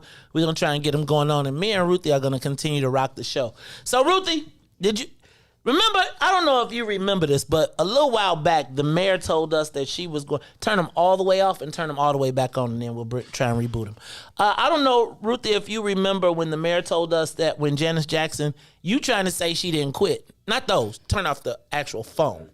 Okay. Ruthie, I don't know if you remember when the mayor told us when Janice Jackson quit that she was going to be straight And they had started the search process well in advance, and they knew that they would have a new CEO by the end of July. Ruthie, it's July 29th. We still got a couple more days. Well, we ain't even started the interview process yet, Ruthie. Like, we have not started the interview process. And so my question is, and so it was funny because what really made me think about this is, did you see the new interim CEO, Jose Torres? That's an important point. But Jose Torres said that he wasn't entertaining no conversations with nobody about the new school year unless it was about bringing back the 100,000 plus students that they lost connections with. Which means to me that it don't seem like he's planning to go nowhere. Right? Because he's planning for the school year, but the whole purpose of putting him in was because we were going to have a new CEO to go into the new school year. Let me ask a question. You ever had an interim title? And you know people who have interim titles? Do they usually want the full job? Yeah. So I'm just thinking to myself, Jose Torres is planning for he let me back up. I'm gonna take another step. I think when Jose Torres took the job, he knew there were very few people that would want to work with Mayor Lori Lightfoot. And since he took the job, that list has increased. Everybody's retiring, everybody's quitting. It is my thought that she can't really find anybody to replace Janice Jackson. My question is, who takes a job with the mayor in the situation that she's in right now? Like, right now, what reason is there for anybody nationally with a positive reputation to come become the new CEO of Chicago's public schools? If you think about the mayor who has been described as irascible, I love that word, irascible. That means you just all the way out of control. It's just, you're irascible. That's a good word. She screams at people. She types in emails like, I told you. She takes pictures of shredded emails and sends them to staff. What? Who grown is accepting that? And then, if something go wrong, she gonna lie and blame it on you. Ain't no black man in the world taking a job with the mayor. Well, maybe. Let me stop. I was going to add a description to that, but y'all would probably cancel me for it. Ruthie, do you think that the mayor can even get somebody? Yeah. To be and who takes the job with the city of Chicago right now? There's always somebody. Well, see, who? Because, see, usually when when you're in a desperate situation like this is when you get the Barbara Bird Bennetts of the world. The people who see the advantage, because there's an advantage to running CPS, even if you ain't with the mayor, right? That advantage is if you're not with the mayor.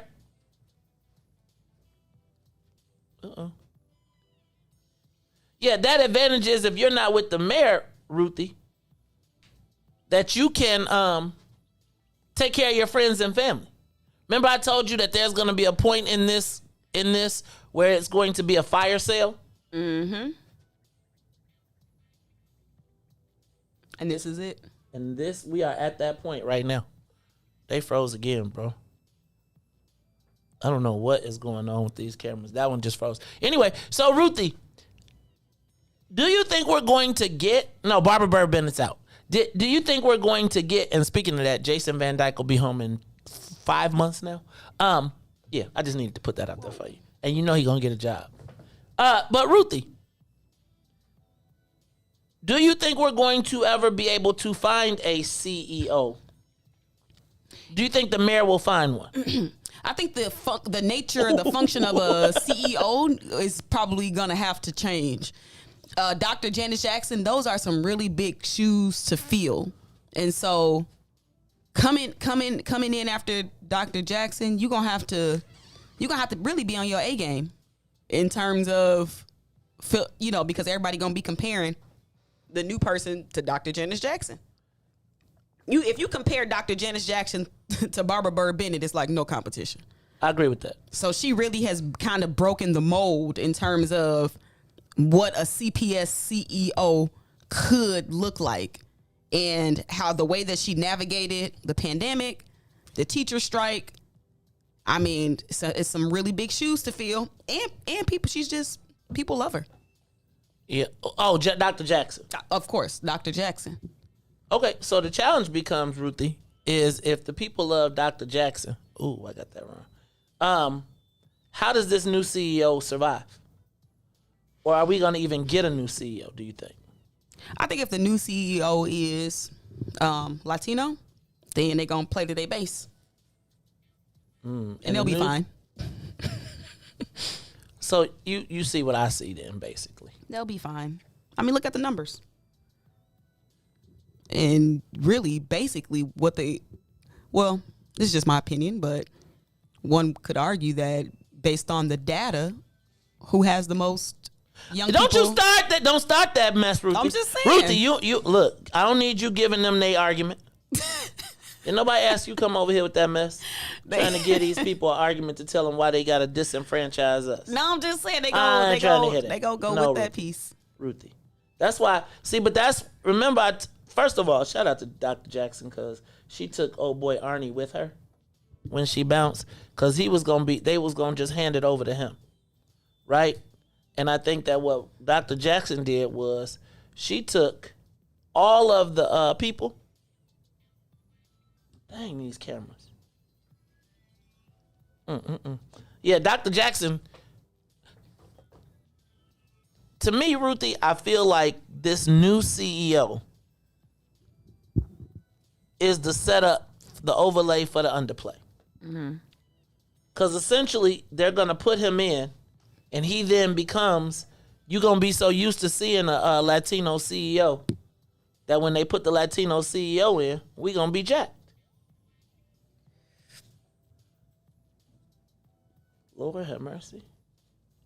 I gotta stop saying that. These cameras are jacked. All right, y'all. So y'all gonna have to rock with us because I don't know what's going on right now with all of our cameras. But this is the Maze Jackson Show. It's Maze and Ruthie, and we are talking about what's going on at CPS. I don't know if there's anybody that will work at CTU. I mean, I don't know if the mayor is going to have any more significant hires. I think almost every single position or person of power that she's put in office has not lasted. And I just don't know why you come to Chicago to work for this mayor who has just said that she doesn't even know if she's going to run again. So do you take the job for 2 years? I think right now this is the time for Chicagoans to step up. Right? Chicagoans that love Chicago, that care about our city. I think that this goes to that point of that police contract when she said she didn't know what was going on about it, and then they passed it, and she's like, there is no contract, there is no contract. Oh, there is one. It says to me that there are people, places, and things in this city that are now operating without the direction of the mayor. And I'm concerned that... I don't agree. I think it's just kind of like what we talked about is people got to kind of keep their distance to keep the criticism down. She knew about the contract. I told you she just ain't want to negotiate in public. And I don't blame her. Ruthie, I'm tired of you supporting this mayor. I'm not being supportive. I'm just giving a different perspective. I don't blame her for not wanting to negotiate with Cantazar in public. He talking about something we done reached the contract. That's your people's. He tried to control the narrative. And if you notice, the mayor right now is all about controlling her own narrative. That's why she went on that Sway podcast. She can't win in this local media. She got to control her own narrative. Notice, everything she do, she's controlling her narrative. She ain't letting y'all... Does you think she's controlling it or she's doing her best to manage it? Same. Triage Janessa mode. says she's got a fixer. I don't know that she has a fixer because I don't know. I think what she's got is a saver. a plane lander. A legacy pilot. saver. I don't even know if it's saving your legacy. I think at this point, it's like somebody has finally got to her and said, look, you have made war with everybody. You're losing every war. Don't forget the emails that we just ain't had no time to talk about. Madam Mayor, if you want to leave here intact, if you would like to be able to leave here and go on speaking tours and you can't, because again, the mayor can go get probably any job at any law firm, and she probably just like, I'm not saying this to be true because I don't know, but she probably got one of them daily deals set up. Oh, so she probably she created her. I'm sure she can go back to her firm. And I'm looking at these law bills, and my bet is that all the law firms that have eaten while she has been the mayor, right? She's paid. Like I tell you, people pay for their jobs before they leave. She might become some type of consultant of intergovernmental affairs. No, she can't consult on no government. Watch. Who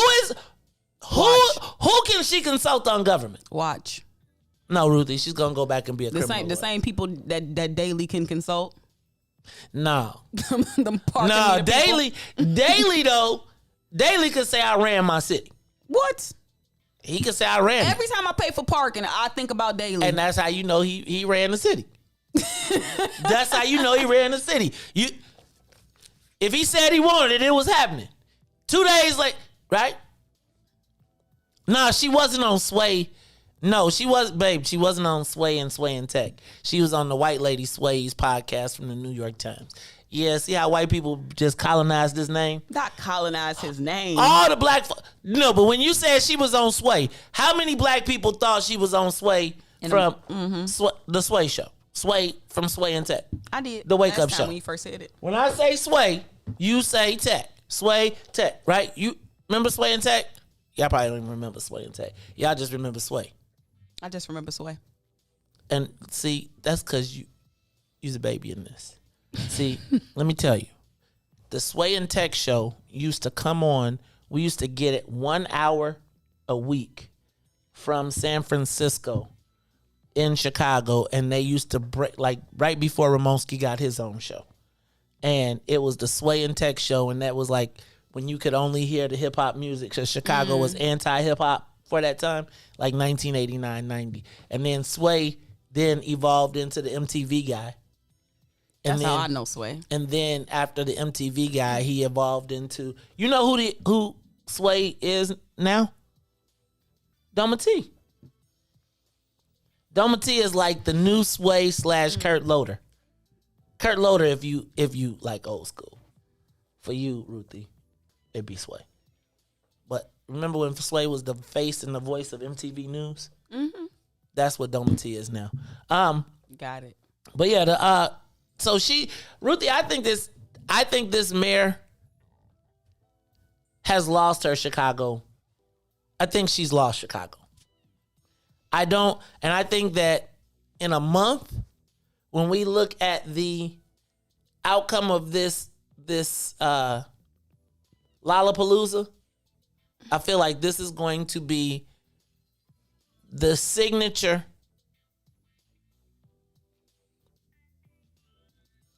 This is going to be the signature moment of her mayoral campaign, even more so than watching the city burn.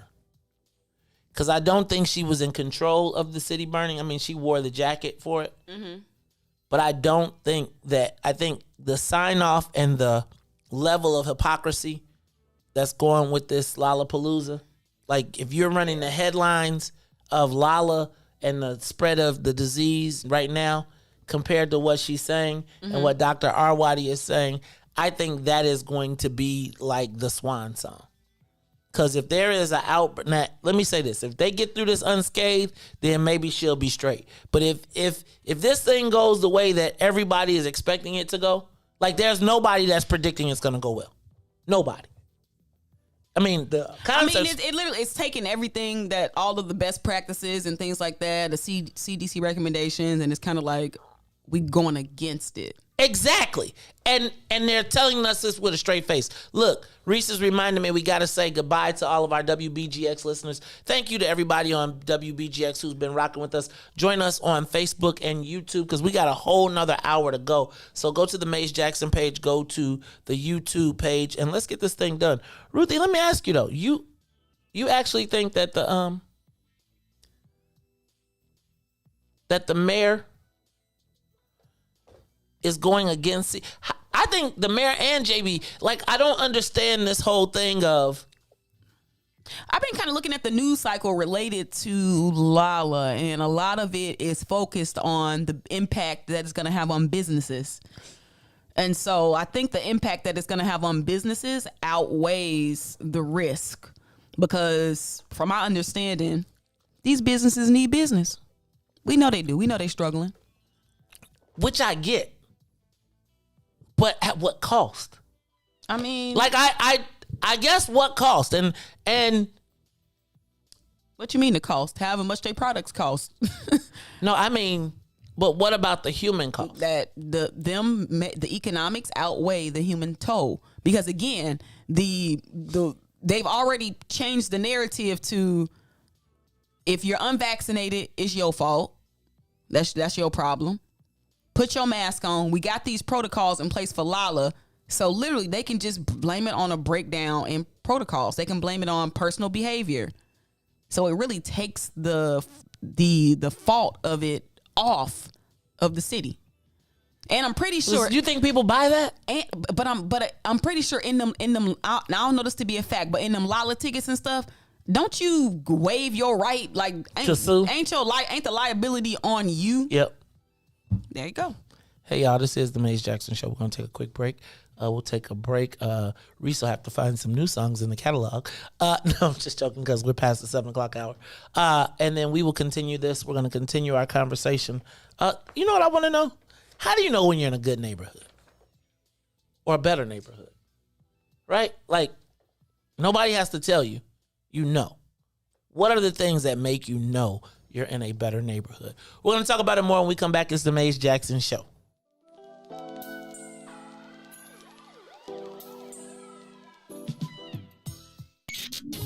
WIIFTBPM. WIIFTBP. Media's just for you and me. WIIFTBP. Media's just for you and me.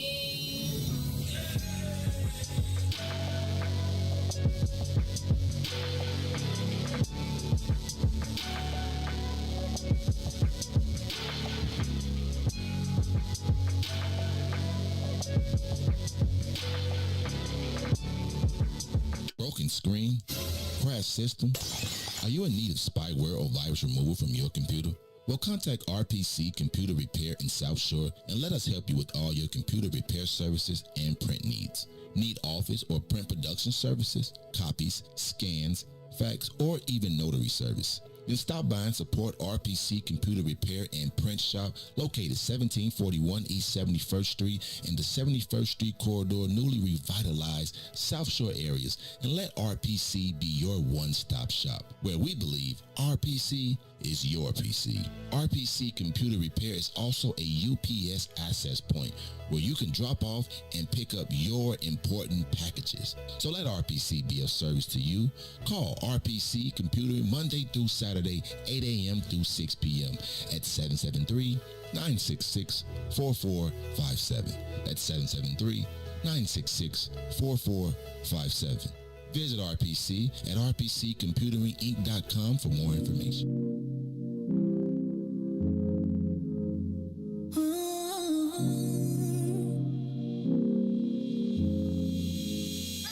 You see me, you see him, my best friend. He hold me down like ankles fighting the waves. A partner to my crime, yeah, I do time. Till I'm with you, I be counting the days. Yeah, ooh, been through so many things, but we always get through. Yeah, ooh, it ain't always perfect, but it's worth it. This is deeper than the surface. If I said I didn't love you, you would not know I've been frontin'. Wiped all my scars away like it was nothing. Took the parts of me I tried to hide to make them something, something. Like it was nothing.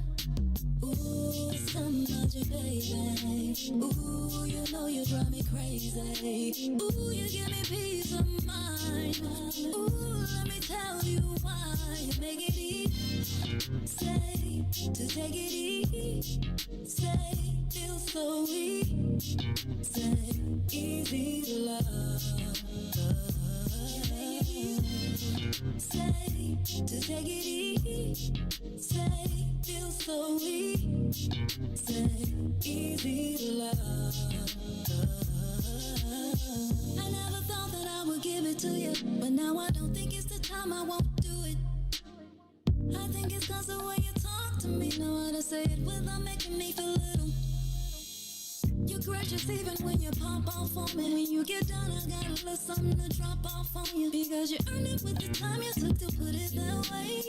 You got me liking to get put in my place. I didn't love you, and I know I've been frontin'. Wiped all my scars away like it was nothing. Took the parts of me I tried to hide to make them something, something. Like it was nothing. Ooh, some magic, baby. Ooh, you know you drive me crazy.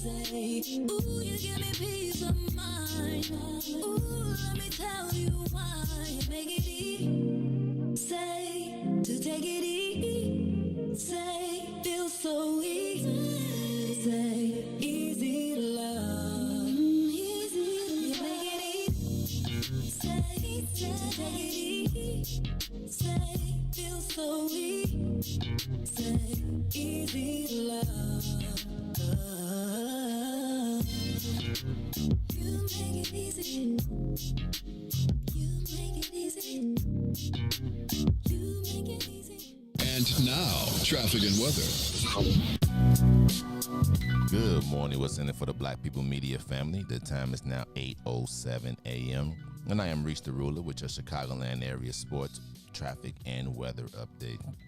In sports, the White Sox was in action against the Royals.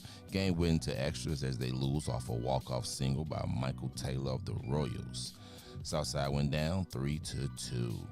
Cubs at Wrigley in Game 3 of 4-game series against the Cincinnati Reds.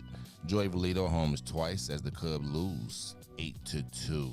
On the traffic on the Kennedy, O'Hare to the Loop, 35 minutes, outbound to O'Hare, 26. On the Eden, inbound from Deerfield to the Exchange, 41 minutes, Exchange to Deerfield, 30.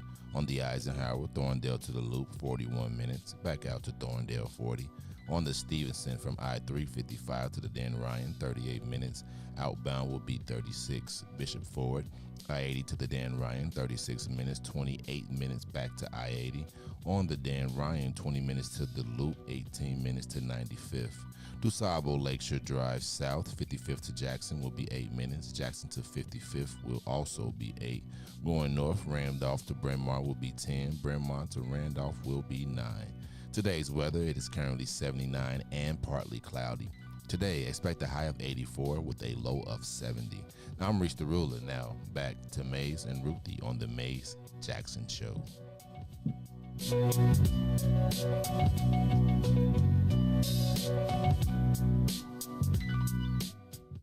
Back to the Maze Jackson Show.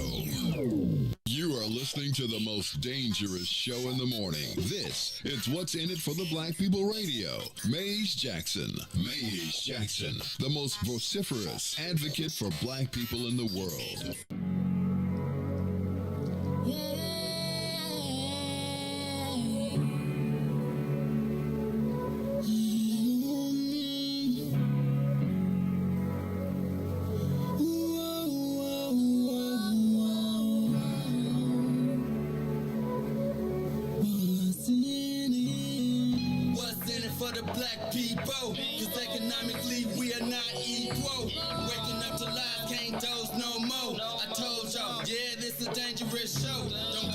Church if you ain't trying to help us. Don't even try to be around and can't protect us.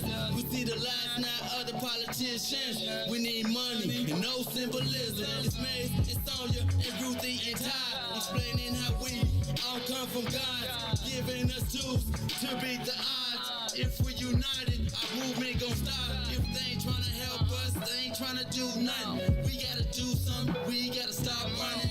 It's time to confront the problem. Really, you expect you oppressed to solve them?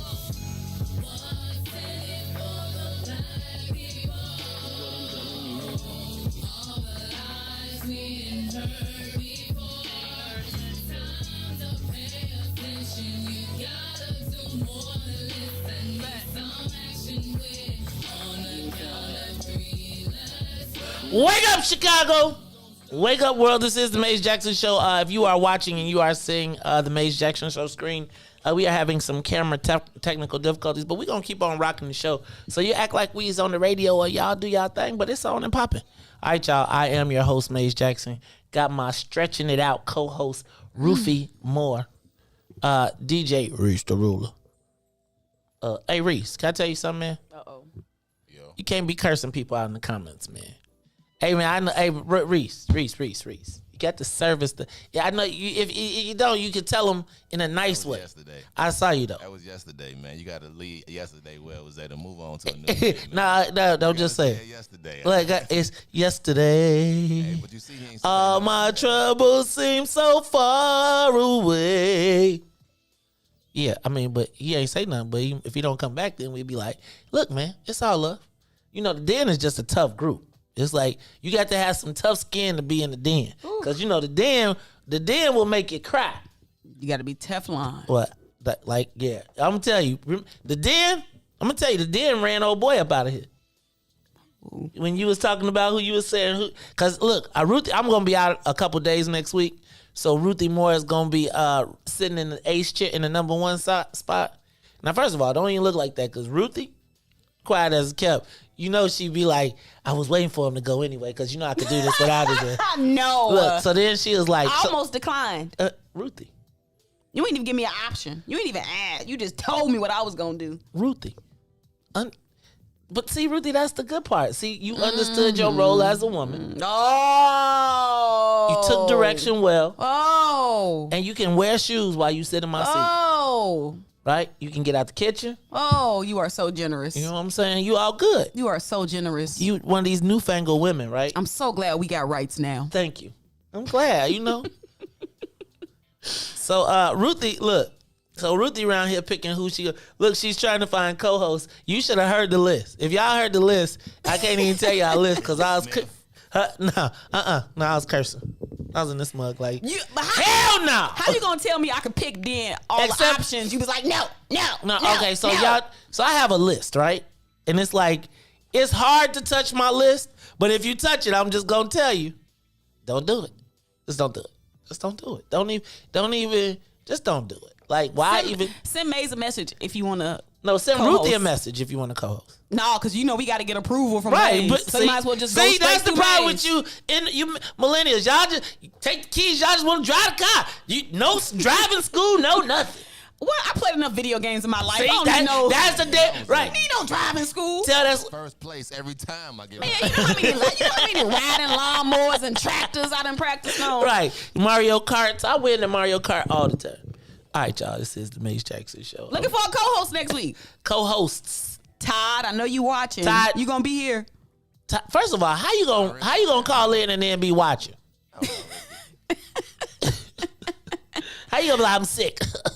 Oh, well, it is TV, so you can watch. That's like that's like missing a day of school, but then being at the at the basketball game or event. something. Right? Oh no, did your parents do that? Like if you didn't go to school, you couldn't do nothing else? No. You ain't doing nothing. You gotta sit in the house all day. Man, and did they let you watch cartoons at least? 100%. Okay. Mine would be like, y'all, you sick? What you used to have to just Math. lay down and go to sleep? Math. What? You sick? Yeah, I had to do math. What? I had to do math problems. Like I used to have to do do you know my old man used to make me do 1 through 12 10 times a day? The 1s all the way through the 12s 10 times a day. But your math good though. Oh, look, Todd said yes. I don't know if he said yes too. Right. He said, yes, I'm playing hooky. Yes, I'm not coming. Right. Are you not coming? Yes. Todd, I miss you. No, you don't. Yes, I do. Sometimes I like Todd better than you, Maze. Sometimes.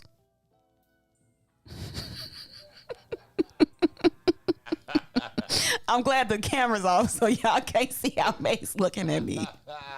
He's nice. He is nice. And he's my neighbor. Maze is dead air. You got to say something before people think something wrong with your mic. I think something's wrong with your mic. This is the Maze Jackson Show. Mugs around here talk about they miss. They like Todd better than me. What show is this? I said sometimes. Yeah, okay. Oh, It's the Maze Jackson show. Yeah. Yeah, it's the Maze Jackson show. I'm around here like Ruthie about to look. You see a brother get out of here. They done changed up. She done flipped the tide on me. The whole you dig. I'm just all right. It's all good though, Ruthie. I see how you do. You gonna be gone next week. See, that's how they do you. Out of sight, out of mind. I just went to, and the next thing you know, Ruthie, won't you check? Look, and then watch, y'all gonna be playing Dante while I'm gone next week.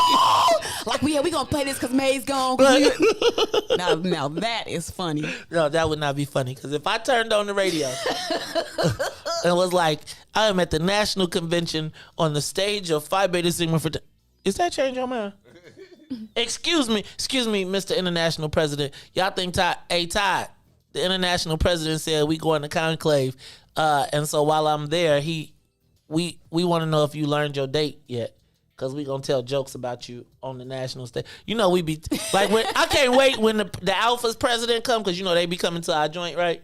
I'm gonna be like, hey man, Mr. International President of Alpha Phi Alpha, you know I have the honor of having 2 of your illustrious members on my morning show.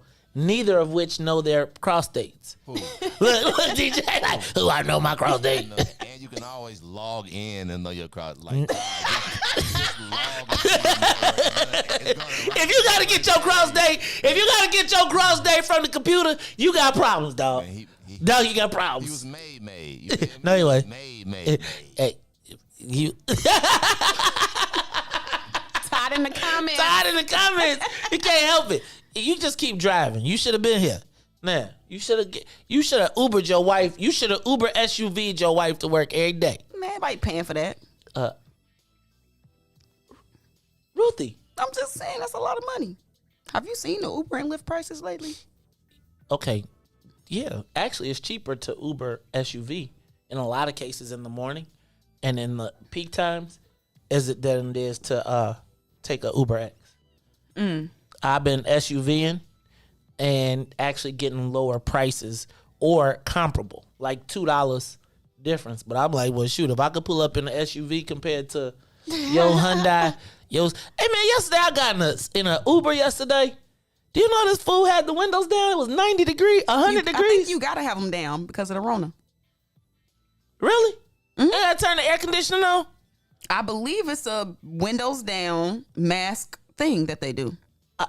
Did they put the piece of plastic well, up let me tell like you. a taxi cab? Nah, but here go the challenge. Some of our brethren from across the seas, they light on, they don't wear degree. Right?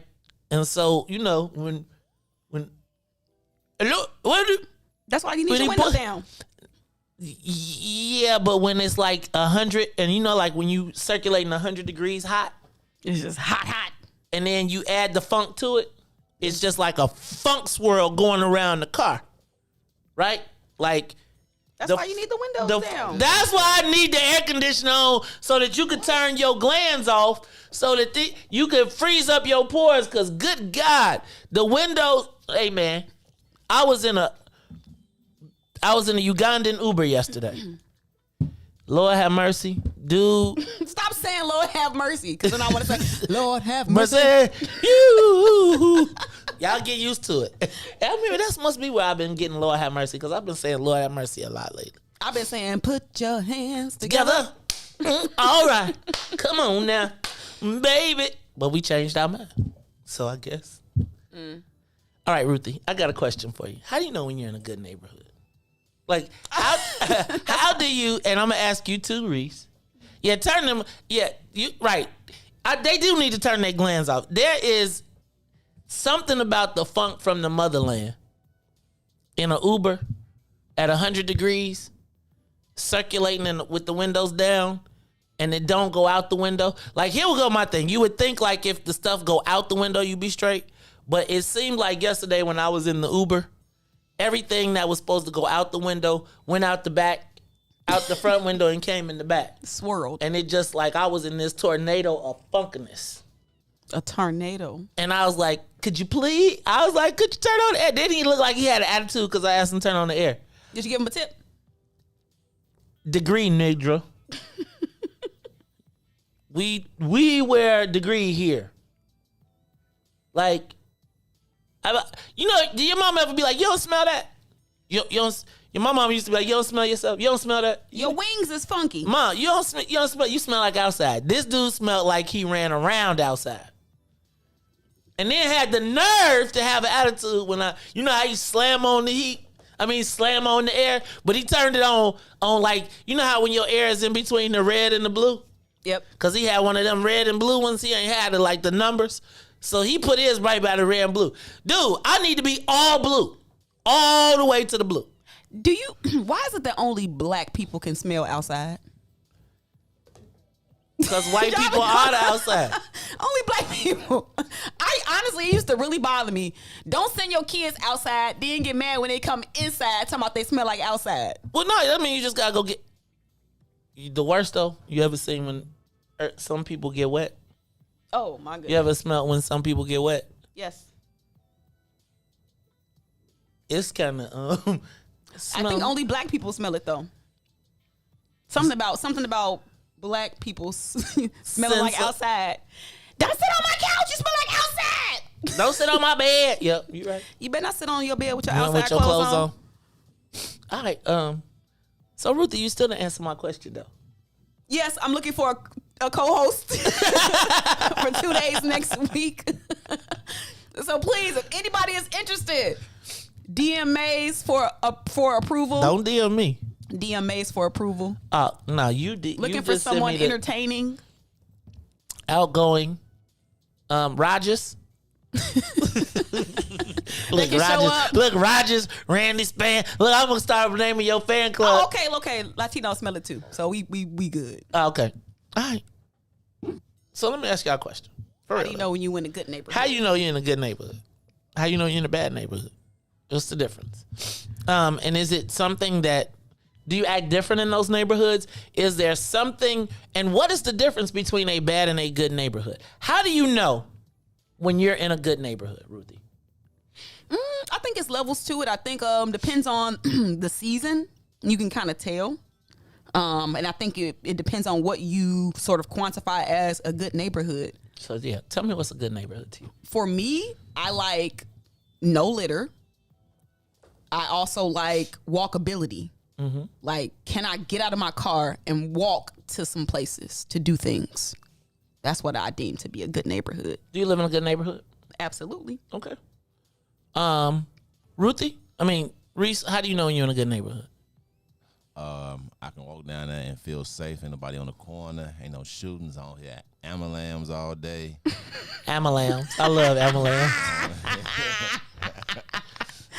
I don't hear weed. You know what I'm saying? Like, I don't hear none of that. You know, my kids, I feel safe. Schooling is better. You can tell by that. So, like the obvious. But like physical, like physically when you walk into a neighborhood, can you tell when you walk into a neighborhood that it's a better or a nice neighborhood? Yeah, it look cleaner. Like if you driving out west and you on like Chicago Avenue or like Division, drive west. As soon as you hit Austin, like right across the street, it look different. Like literally across the street looks different from the other side. Mm-hmm. Buildings, people, cleaning how it is, and all you have to do is just walk across the street. How is that? I don't know. How is that possible? How is that? Because it's actually funny. Because I feel like it's like that to Western right now on Madison. Like literally you cross Western and you like, okay. Like actually you cross Oakley. Once you cross Oakley, it's like, okay. But I guess what are the amenities of a good neighborhood? Like, because I would say, do you see people hanging out in good neighborhoods? Yes. Where? You know, well, back up. Give me an example of a good neighbor. Name a good neighborhood. Let's say name a good Chicago neighborhood and a bad Chicago neighborhood. I don't necessarily think there are bad Chicago neighborhoods. Shit, there's bad people in the This neighborhood. stuff is like block by block. Okay. Because even in the quote unquote most violent neighborhoods, you can find really nice blocks. So it's block by block. Okay. I'm still at so Lincoln Park. I want to point to a study that came out today. Was by that crime lab. But did you know that they said that the crime in Chicago is actually in the worst neighborhoods is worse than it was in 1991? One of the things that we talk about often here is like the number of shootings total, right? And so we look at right now we're at the 20-year high, but what you think about right now is the fact that crime in Chicago, the death rate per capita now in the most intense neighborhoods is worse than it was in the 1990s. So essentially, what they're saying with the University of Chicago Crime Lab is saying is that crime is more intense in the black neighborhoods than it was back in the 90s. But because the crime is so low in the white neighborhoods, it skews the numbers, right? So because there's so little crime, murder, death, kill in the white neighborhoods, they have an average of so imagine we got 500. I'm just using a number. Mm-hmm. And their number is 0. That makes the average 250. But if you were to examine the neighborhoods where the crime happens, that number is exponentially. It's gone up 2 to 3 times. Jonathan Boston, Ashburn is nice, but it is being encroached upon. Ashburn used to be all the way to Pulaski. Ashburn, for black people. Ashburn is now to Kedzie. Y'all got from Western to Kedzie and they coming. So I guess my question is, Ruthie, there are... Reese, do you know, are there... I agree that violence is block by block.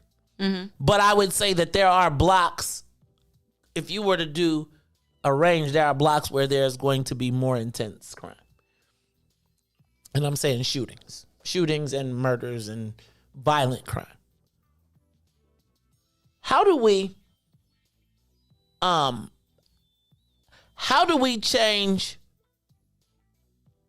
a bad neighborhood to a good neighborhood? How do you take that violence out? Like, it seems to me like when you go to, when I go to a quote unquote good neighborhood, I see retail shops. Mm-hmm. Right? I see maybe a few major chains. I then see grocery. I see miscellaneous entertainment. I see bars that are active, like inside and out. I see restaurants. Mm-hmm. Oftentimes I see small independent restaurants, right? And I see small shops and I see small businesses, right? I also notice a level of cleanliness, right? So lack of litter, but not only lack of litter, but the streets seem to be clean, right? Like there seems to be, almost feel like there's a layer of dust, or like the worse the neighborhood gets, it's like it's darker. I see less abandoned buildings. I see less people actually stationary hanging. I see them more moving. Like they're hanging, but they're bar hopping or they're... Well, I think that's part of it's just really not a lot of spaces for people to gather for free. Explain.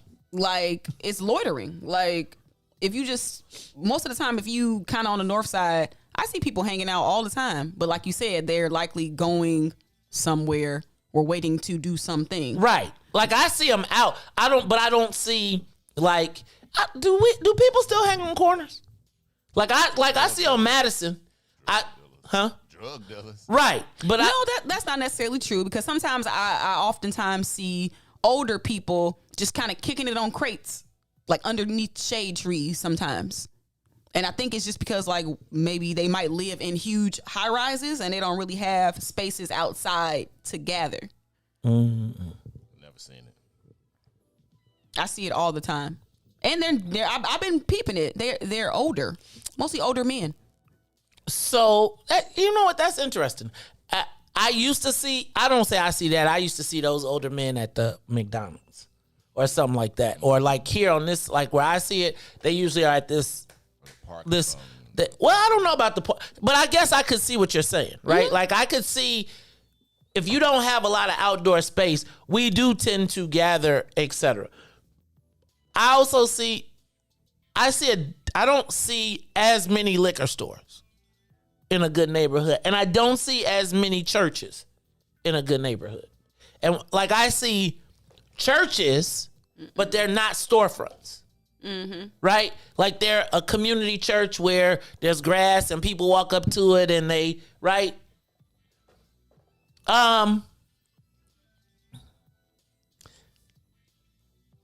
So I guess my question is, what is the difference between a good neighborhood and a bad neighborhood? Good neighborhood and a bad neighborhood. Police pull you over for anything. If you really think about it, when you go to neighborhoods, you be like, I can't do that in this neighborhood because of the law. So I think it's like really, really strict law enforcement. Like they will lock you up for something so petty that like maybe city police wouldn't stop you for a couple of bags of weed. They'll take your bag of weed and be like, all right, okay. Well, this cop ain't got nothing else to do. He done found 5 bags of weed on you. It's 8 squad cars now on you, and now you in jail for that. So I just think it's how like the police are so ticky-tack. You just always going somewhere, you be like, man, I can't really do that in Bolingbrook. You know what I'm saying? I can't do that. You be like, nah, I'm cool. So what about in the city, though? Because there's a lot of good neighborhoods in the city. Right? Like, I mean, like, I think about, like, Randolph Fulton Market. Right? Like, and can I tell you what? I've been noticing that white boys just smoke weed outside now.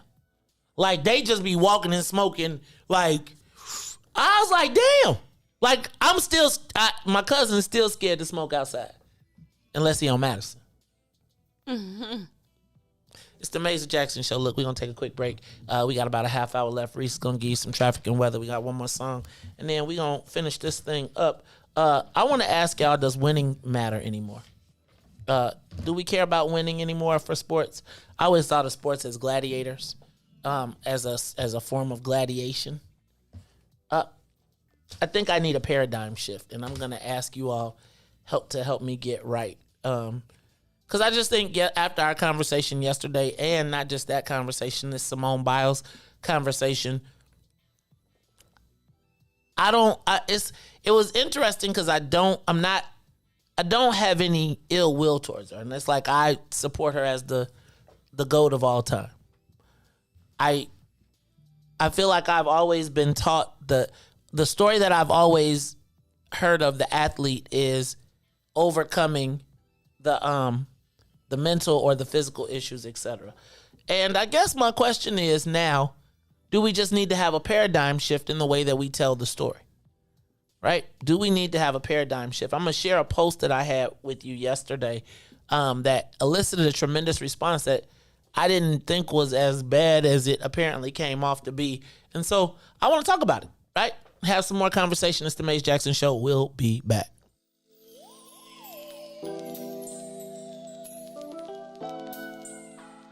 The Maze Jackson Show. We'll be back after this break.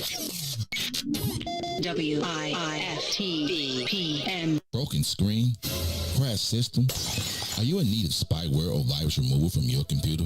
Well, contact RPC Computer Repair in South Shore and let us help you with all your computer repair services and print needs. Need office or print production services, copies, scans, fax, or even notary service? Then stop by and support RPC Computer Repair and Print Shop, located 1741 East 71st Street in the 71st Street corridor, newly revitalized South Shore areas, and let RPC be your one-stop shop, where we believe RPC is your PC. RPC Computer Repair is also a UPS access point where you can drop off and pick up your important packages. So let RPC be of service to you.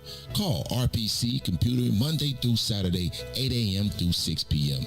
at 773-966-4457. That's 773-966-4457. Visit RPC at rpccomputeringinc.com for more information. Shop at Black-owned and operated Solo Beauty, where you are appreciated and respected. Located at 8158 South Cottage Grove, Solo Beauty can supply all of your black hair care needs. Solo Beauty is open from 11 a.m. to 8 p.m., Tuesday through Saturday. And now, traffic and weather.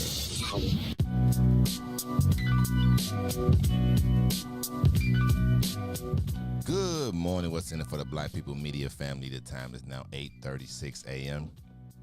And I am Reese the Ruler with your Chicagoland area sports traffic and weather update. In sports, Sox lose to a walk-off to Royals Michael Taylor in the bottom of the 10th, 3-2. The Cubs also was in game 3 of 4 against the Reds, 2 home runs by Joey Votto, and they also lose 8-2. In traffic on the Kennedy, O'Hare to the Loop, 37, outbound to O'Hare, 22. To the Eden, inbound to Deerfield, to the Exchange, 44 minutes, Exchange to Deerfield, 20. On the Eisenhower, Thorndale to the Loop, 33, back to Thorndale, 32. On the Stevenson from I-355 to the Dan Ryan, 40 minutes, outbound would be 33. Bishop Ford, I-80 to the Dan Ryan, 41 minutes, 28 minutes to I-80. On the Dan Ryan, it is 20 minutes to the Loop, 15 minutes to 95th. The Sabo Lakeshore Drive South, 55th to Jackson will be 8 minutes. Jackson to 55th will also be 8. Going north, Randolph to Bryn Mawr will be 10. Bryn Mawr to Randolph is 9. Today's weather, it is 79 and partly cloudy. Today, expect a high of 84 and a low of 70. I'm Reese the Ruler, and that was your sports weather and traffic update. Now here's Steve Huff with the Rollback.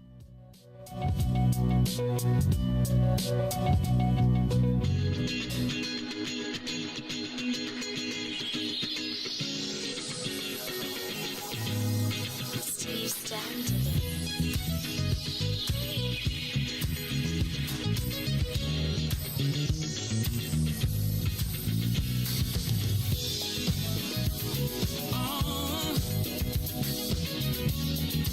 Let's reminisce, yeah.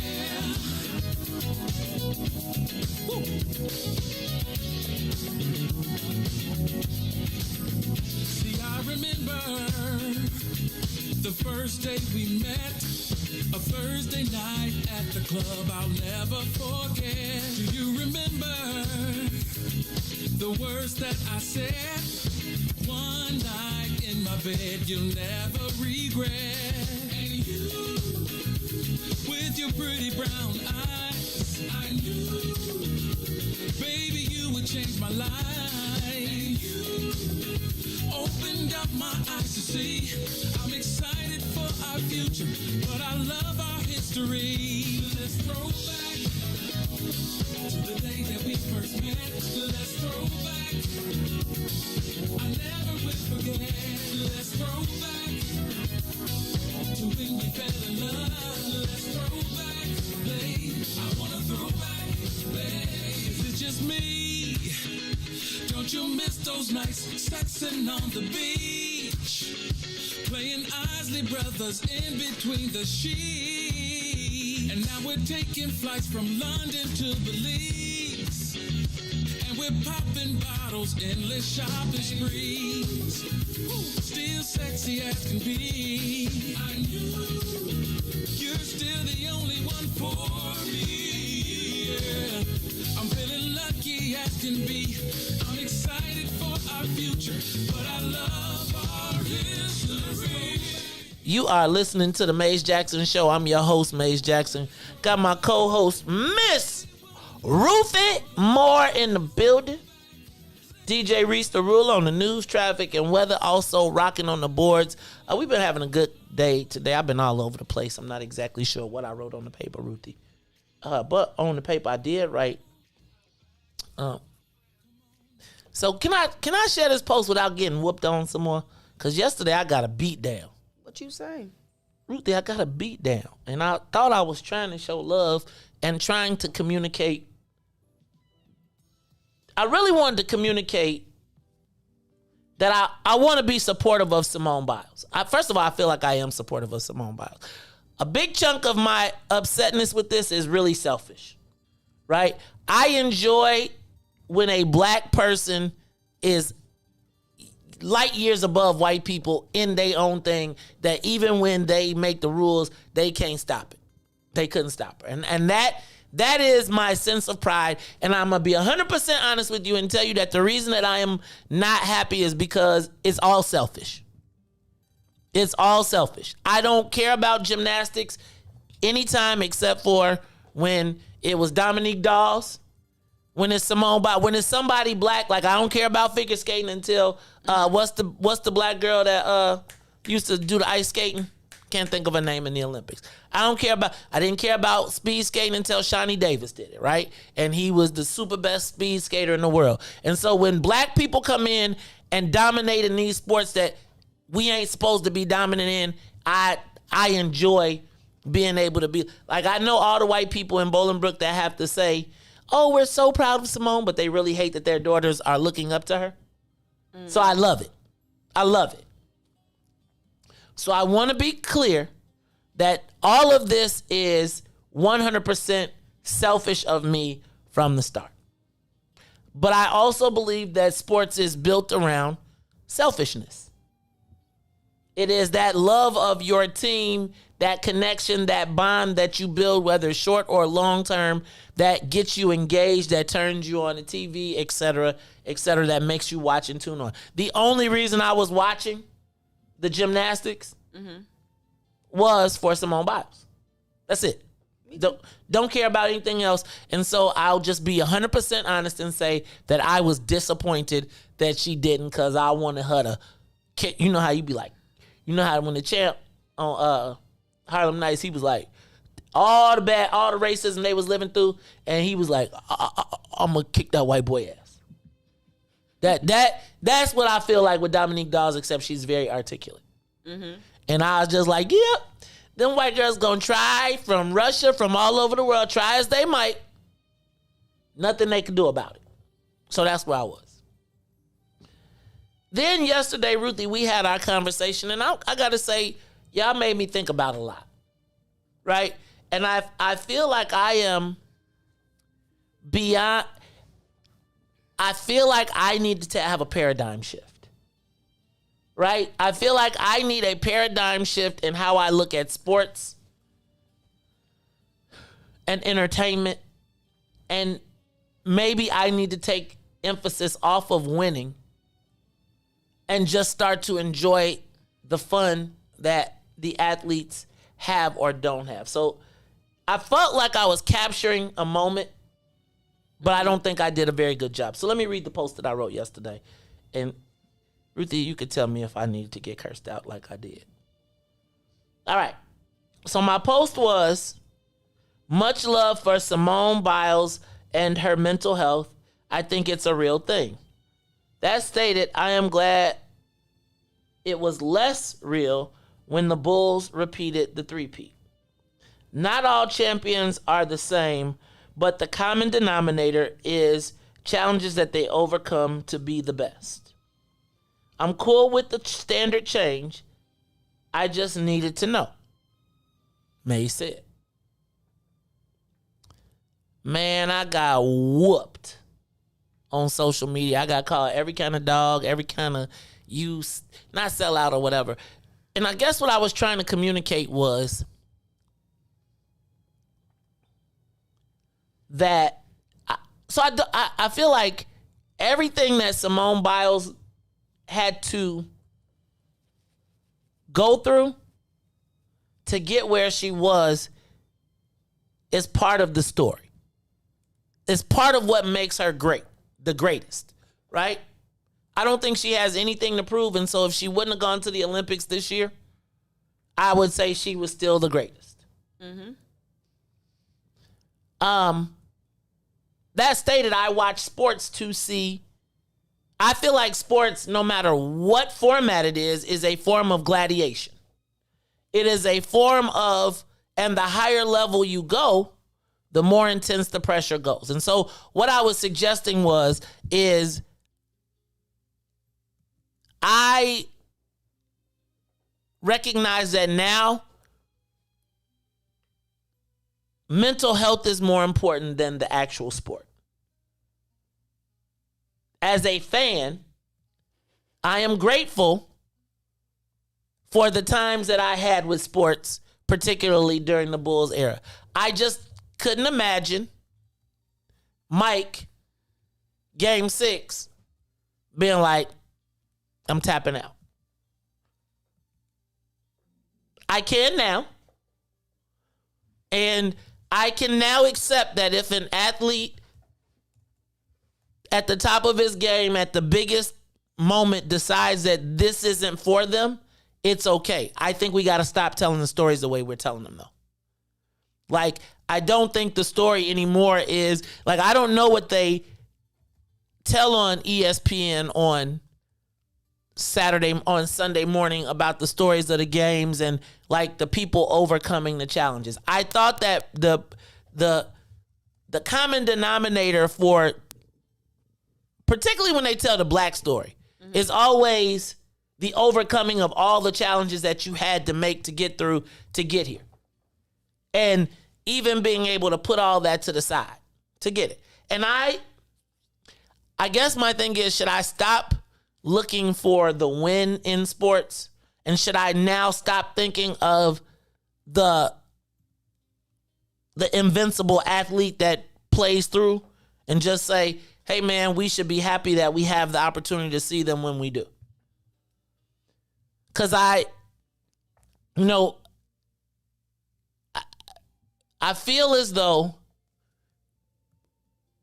we're moving to the accepting of the participation trophy. And I have just always been a detester of the participation trophy.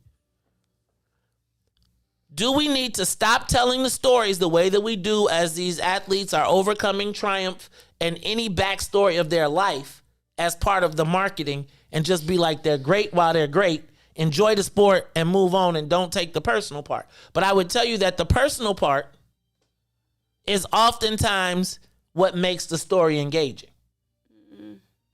So, should I stop thinking about wins and losses when I look at sports and athletes? Should I? Because I'll be honest with you, I never thought about the pain, the mental stress, any of the stuff that goes into being an athlete. Or I would say that was all the stuff that came as part of the job. Help me understand. I mean, and I'm not against it at this point. It's like at this point, I just know this. What you know? I ain't buying no, I got, in this new era, I'm going to be real leery about buying pay-per-view fights. Because good Lord, I sure would hate to think if Floyd came and said, you know what? I just paid $69.95 to watch this, and you ain't feeling it today, dog? I just need to understand what the rules are. And then I'm a roll. It is her body. She has the right to do whatever she wants to do. And I think that if it was a protest, I'm cool with that.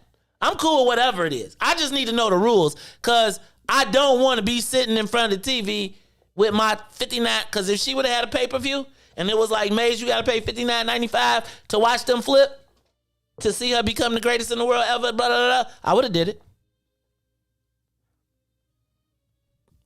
When should we not have any expectations? Or should we just figure into sports mental health? And I'm cool with that too. I just need to understand, when is it applicable? I'm down with Kyrie having all the statements in the world that he want to make, but like, yo, cuz, Oh, you see you see the Kyrie connection, huh? Well, no, I mean, I feel like, here's me. If you sign the contract to play basketball, you can make all the statements in the world, but you got to be on the court. Or you got to take the pay cut. Now, all I want to know now is do we have the right to have sports-based expectations of players? Who are the highest paid, most of the time, the highest paid people in the black community? Athletes. And entertainers. Mm-hmm. So I think with that being, we kind of, is that a fact? Like, can we say that that's a fact? They're the highest paid people in the black community. Athletes and entertainers. In general. So I think a lot of times we do stuff to escape poverty. And once you escape poverty, then you can make different decisions for yourself. The Olympics needs her. She don't need the Olympics. Right now, the way the Olympics is going, you got COVID wreaking havoc. Right now, the Olympics needs her. She don't need the Olympics. She literally broke the mold for the standard of what gymnastics is going to look like in the future. So much so that they not even giving her just due. How you going to change the rules and not give her proper scores? She worked her whole life, set her training regimen so that she could up the difficulty of her moves. That is what she worked so hard for, to do that particular thing. She literally trained every day to up the difficulty of the moves so that she could get the scores that she got, only to have them change the rules to say, we got to discourage this. So literally everything she's worked for, they kind of took it away from her a little bit, if you think about it. She literally worked hard. And you talk about the work that she put in. She worked so hard and trained every day to increase the difficulty score so that she could win those gold medals. That's not my point now, though. But I'm saying they changed the rules on her. So why should she want to play with the system? I'm past Simone, though. Right? Like, so what you talking about then if it ain't about Simone? Because that is a perfect example of why she should just chuck the deuces to it. I am saying so again, what is my expectation? Because then remember I went to Kyrie and I went to Bing, if you sign the contract, right, to play. And I give Simone the right to walk out, change the rules, do whatever. I'm now moving to the place of athletics. Right? Okay. So we're talking straight athletics. I'm talking about, when do you have the ability, so should we expect that in the finals, in the World Series, in the whatever, that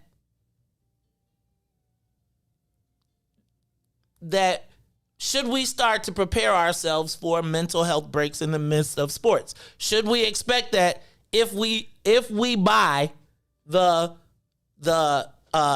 Tyson Fury versus what's my man? I can't think of his name. What's the big dude? They got Wilder, right? Yeah, Deontay Wilder. Fight number 3. We all buy tickets, and Deontay says, "You know what? I've been whooping these white boys for too long, different ways, etc. I'm over it right now." Does he give the money back? I'm not even, all I want to understand is, and I just need for y'all to tell me that we should now expect that at the big game, that if our players, I'm glad I didn't bet on Simone. I'm just saying that's like I didn't have a fantasy.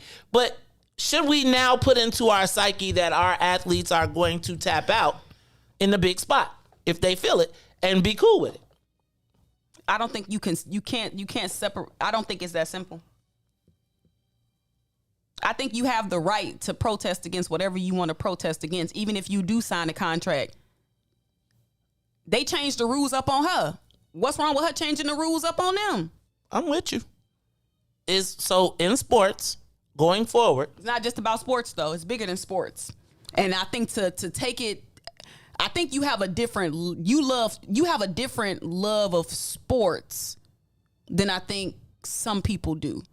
To me, sports cannot be separated from society. You say, well, it's just winning and losing. But to me, you cannot separate sports from society. The highest paid people in the black community are athletes and entertainers. You cannot separate sports from society, in my opinion. Okay, I this is what I'm gonna say. I'm going to say, and this goes to setting expectations, right? I do. So let me say this. I think Simone Biles is an individual that was put on the team. It was like, so I don't think she wasn't put on the team. She earned her spot on the team. She was the best person on the team. There is a U.S. team. In the world. She still was put on the team. She earned her spot. Regardless, she's on the team. It's not regardless because that makes a difference. She's on the team. She left the team. So obviously it didn't make a difference. She left the team. My point now is, and what I'm really trying to get to is there's a difference in team dynamic. She's an individual artist, an individual athlete within a realm. She's put on a team, but her skills, her win does not depend on anybody else. She can win. Now they win the team medal because of her, but she doesn't. She could compete individually and be completely in control of her own destiny. I'm completely cool with that. I'm curious to know how that plays out in other arenas. I would say, again, I'm cool with Kyrie making all of the statements that he makes. I'm even cool with him saying I'm not going to play. I don't know, but I feel like you say I'm not going to play the season. Now, maybe she used, or maybe he uses his leverage, etc. But I feel like I'm not sure. I have to have a paradigm shift on how I look at sports. I was always thought that you play through. That's not the norm anymore. I'm okay with that. I just needed to understand that, right? So I no longer will expect that anybody plays hurt. Don't expect LeBron to stay in Cleveland if they not building the team around him the way that he want. Bye, I'm gone. Mm-hmm. I think the challenge for the whole scenario here is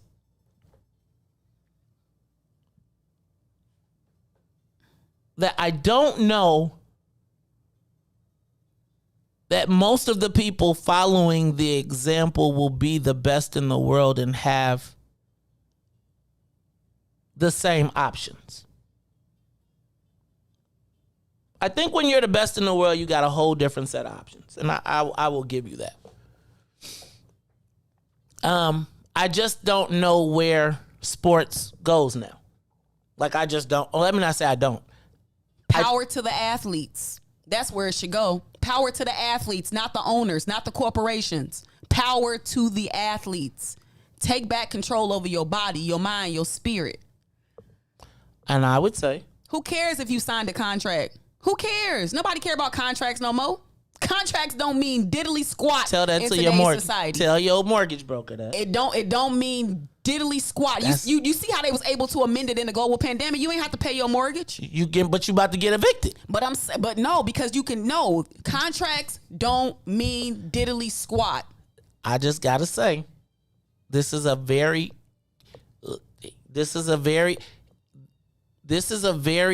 slippery slope that we go down, because I'm just gonna tell you. Power to the people. I'm with you. The people, but do the people share the power with you? Do the people want power? Here's my point. I think the moment that we get to a place where contracts don't mean a thing. They don't mean nothing now. I disagree. Contracts don't mean nothing. I disagree. How many contracts don't mean nothing in today's society? Let them not pay LeBron. I bet let somebody say I'm not honoring my contract and we're not paying. The corporations are honoring contracts. That means diddly squat though. People ain't honoring contracts like they used to. It's the world we live in. Look at all these people getting their record contracts reversed. That's different. But it's still the same mindset that just because you sign a contract, yeah, Ruthie, you ain't locked in. You're not locked in no more. I don't know about that. We live in a different time. I agree, we're living in a different time. I think though that, again, the market always corrects itself. Look at all the people violating NDAs.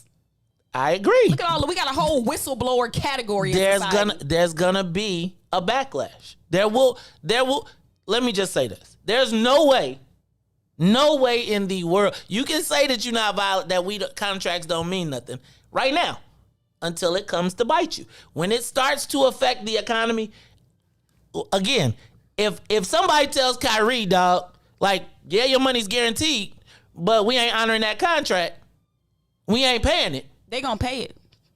Power to the people. Okay, I'm just telling you that it works both ways. Contracts matter. See, I see it don't. To me, it don't work both ways because it's been so top heavy for so long that now the power is back in the hands of the people. The power is not. The power. Let me say this: to have a agreement, everybody has to pull their weight. The contract is you do this, I'll do this, and it works. It's top heavy. It's been top heavy for so long, but now the power dynamic is shifting in the world of contracts. No, I think that people just haven't adapted to. They haven't made a response to people breaking contracts. And I think because what was the alternative used to be that you're gonna get jammed up legally, but now people are like, sue me. We living in a different world. I like it. Power to the people. I say it sounds good till payday come. Look out, this is the Maze Jackson Show. I'm your host, Maze Jackson. Got my co-host, Miss Ruthie Moore. DJ Reese the Ruler. DJ Reese been quiet. He been quiet. I just think about tonight to be an NBA draft night, right? And all of them guys' lives are gonna change, right? They're gonna change. They're gonna go. And I just think about if the rich white guys, well, not even the rich white guys, but just the owner said, yeah, we're gonna sign a contract, but it don't matter. We don't care what the rich white guys do. It's power to the people, not to the rich white guys and the corporations. There's consequences. It's always consequences. I agree. But you a businessman, so that's why you talking that mess about them contracts. I'm a businessman that relies on people to do what they say they're gonna do. Exactly, you do. That's why it's top heavy. It's top heavy on your part. But to the average everyday person that sometimes get locked into these unfair contracts, it ain't right. Power to the people. Are we suggesting that an NBA contract is unfair in any way, shape, or form? What? I mean, it's levels to it. But if you put in your mind, body, your soul, look at how much the players make to play basketball in comparison to the owners. Heck, he is disproportionate. Now you to the average everyday person, they balling out. Do y'all understand how big costs? What about the costs? What costs? Everything. It costs to pay for the arena. It costs to pay the staff. I think that's one of the things that people gotta grasp. There's a cost to doing business. Mm-hmm. Business ain't free. Yeah, but it also shouldn't be so top heavy all the time. And that's where the dynamic and it's making it's a societal shift in that way. That's why everybody like, we need fair wages. And you like, wait, I can't afford to pay you $15 an hour because I'm just a small business. But think about all the multi-billion-dollar corporations that's paying people $15. That ain't right. We got to change that. And I'm sorry, Maze, that the small man like you is going to have to suffer because of these changes in societal shifts, but we got to make them. We make them, and I just think, and guess who loses, though? The small business person. Yep. But also the people, because the people been losing. I don't know, man. I just think that here's my feelings. You do what you say you're going to do. You say, a contract is this. We got an agreement. You say you're going to do this. I say I'm going to do this. We're going to put this in the drawer. We ain't even got to talk about this. You know your check going to come on this day. I know that I'm going to get X number of games. The moment that goes outside of that realm, you ain't getting taken advantage of. The moment it goes outside of that realm, here's the consequences, or here is what we're going to do to remedy the situation. I don't know if we can afford to. I don't think we've got a handshake relationship in the black community. We don't. I've been saying that black people can't rely on handshakes. But we can't rely on a contract. But you also can't rely on contracts because think about how they used to get us with contracts. I'm talking about a contract between black people. But think about how contracts are exploitive, how they used to be really exploitive. And most of the time it's top heavy. It's in the benefit. Get a lawyer. That costs money too. Then you don't need to be in a contract. That's not, but no, that ain't right. Power to the people. Just because I signed a contract when I'm 17, it ain't my fault. I couldn't afford a lawyer because I trusted these people. That's what we seeing a lot of nowadays. We seeing a lot of people getting things reversed because they might have signed them when they was young, or they might have used the company's lawyer. Yeah. We keep seeing examples of things like this happening. I still don't think you throw out contracts. I know you don't. No, because you rely on them. Well, shoot, you have to. If you don't, the same people that's talking about power to the people will, well, maybe not you, will be the first motherfuckers, first people to put a hole in your shit, though. Talk about black power. Fuck out of here. Hey, it's the Maze Jackson Show. I'm your host, Maze Jackson. Ruthie Moore, once again. Dang, this morning show be popping. I don't know, though, man. No contracts? So how we get it done, Ruthie? How do we get it done? Depends on what it is. But power to the people. Which people? The people. That white people. It's white people. It's black people. The people know who they are. Well, for the Maze Jackson Show, for the people, for Maze and Ruthie and Sonia and Todd. Sonia, we gonna miss you, sis. I am the host of the Maze Jackson Show, asking every single day, what's in it for the black people? And if you don't like it, still tell them. Maze said, we out of here. Peace. At the club, I'll never forget. Do you remember the words that I said? One night in my bed, you'll never regret. And you, with your pretty brown eyes, I knew, baby, you would change my life. And you opened up my eyes to see. I'm excited for our future, but I love our history. Let's throw back to the day that we first met. Let's throw back. I never will forget. Let's throw back to when we fell in love. Let's throw back, babe. I wanna throw back, babe. Is it just me? Don't you miss those nights sexing on the beach? Playing Isley Brothers in between the sheets. And now we're taking flights from London to Belize. And we're popping bottles, endless shopping sprees. Still sexy as can be. I knew you're still the only one for me. Yeah. I'm feeling lucky as can be. I'm excited for our future, but I love our history. Yeah. To the day that we first met, let's throw back. I really wanna know. Let's throw back. Let's go back. Don't got the, or they don't got the knowledge. So that's why I say fuck contracts, because it don't mean shit except to the person who oftentimes is on top. The little person ain't getting shit out of that, except being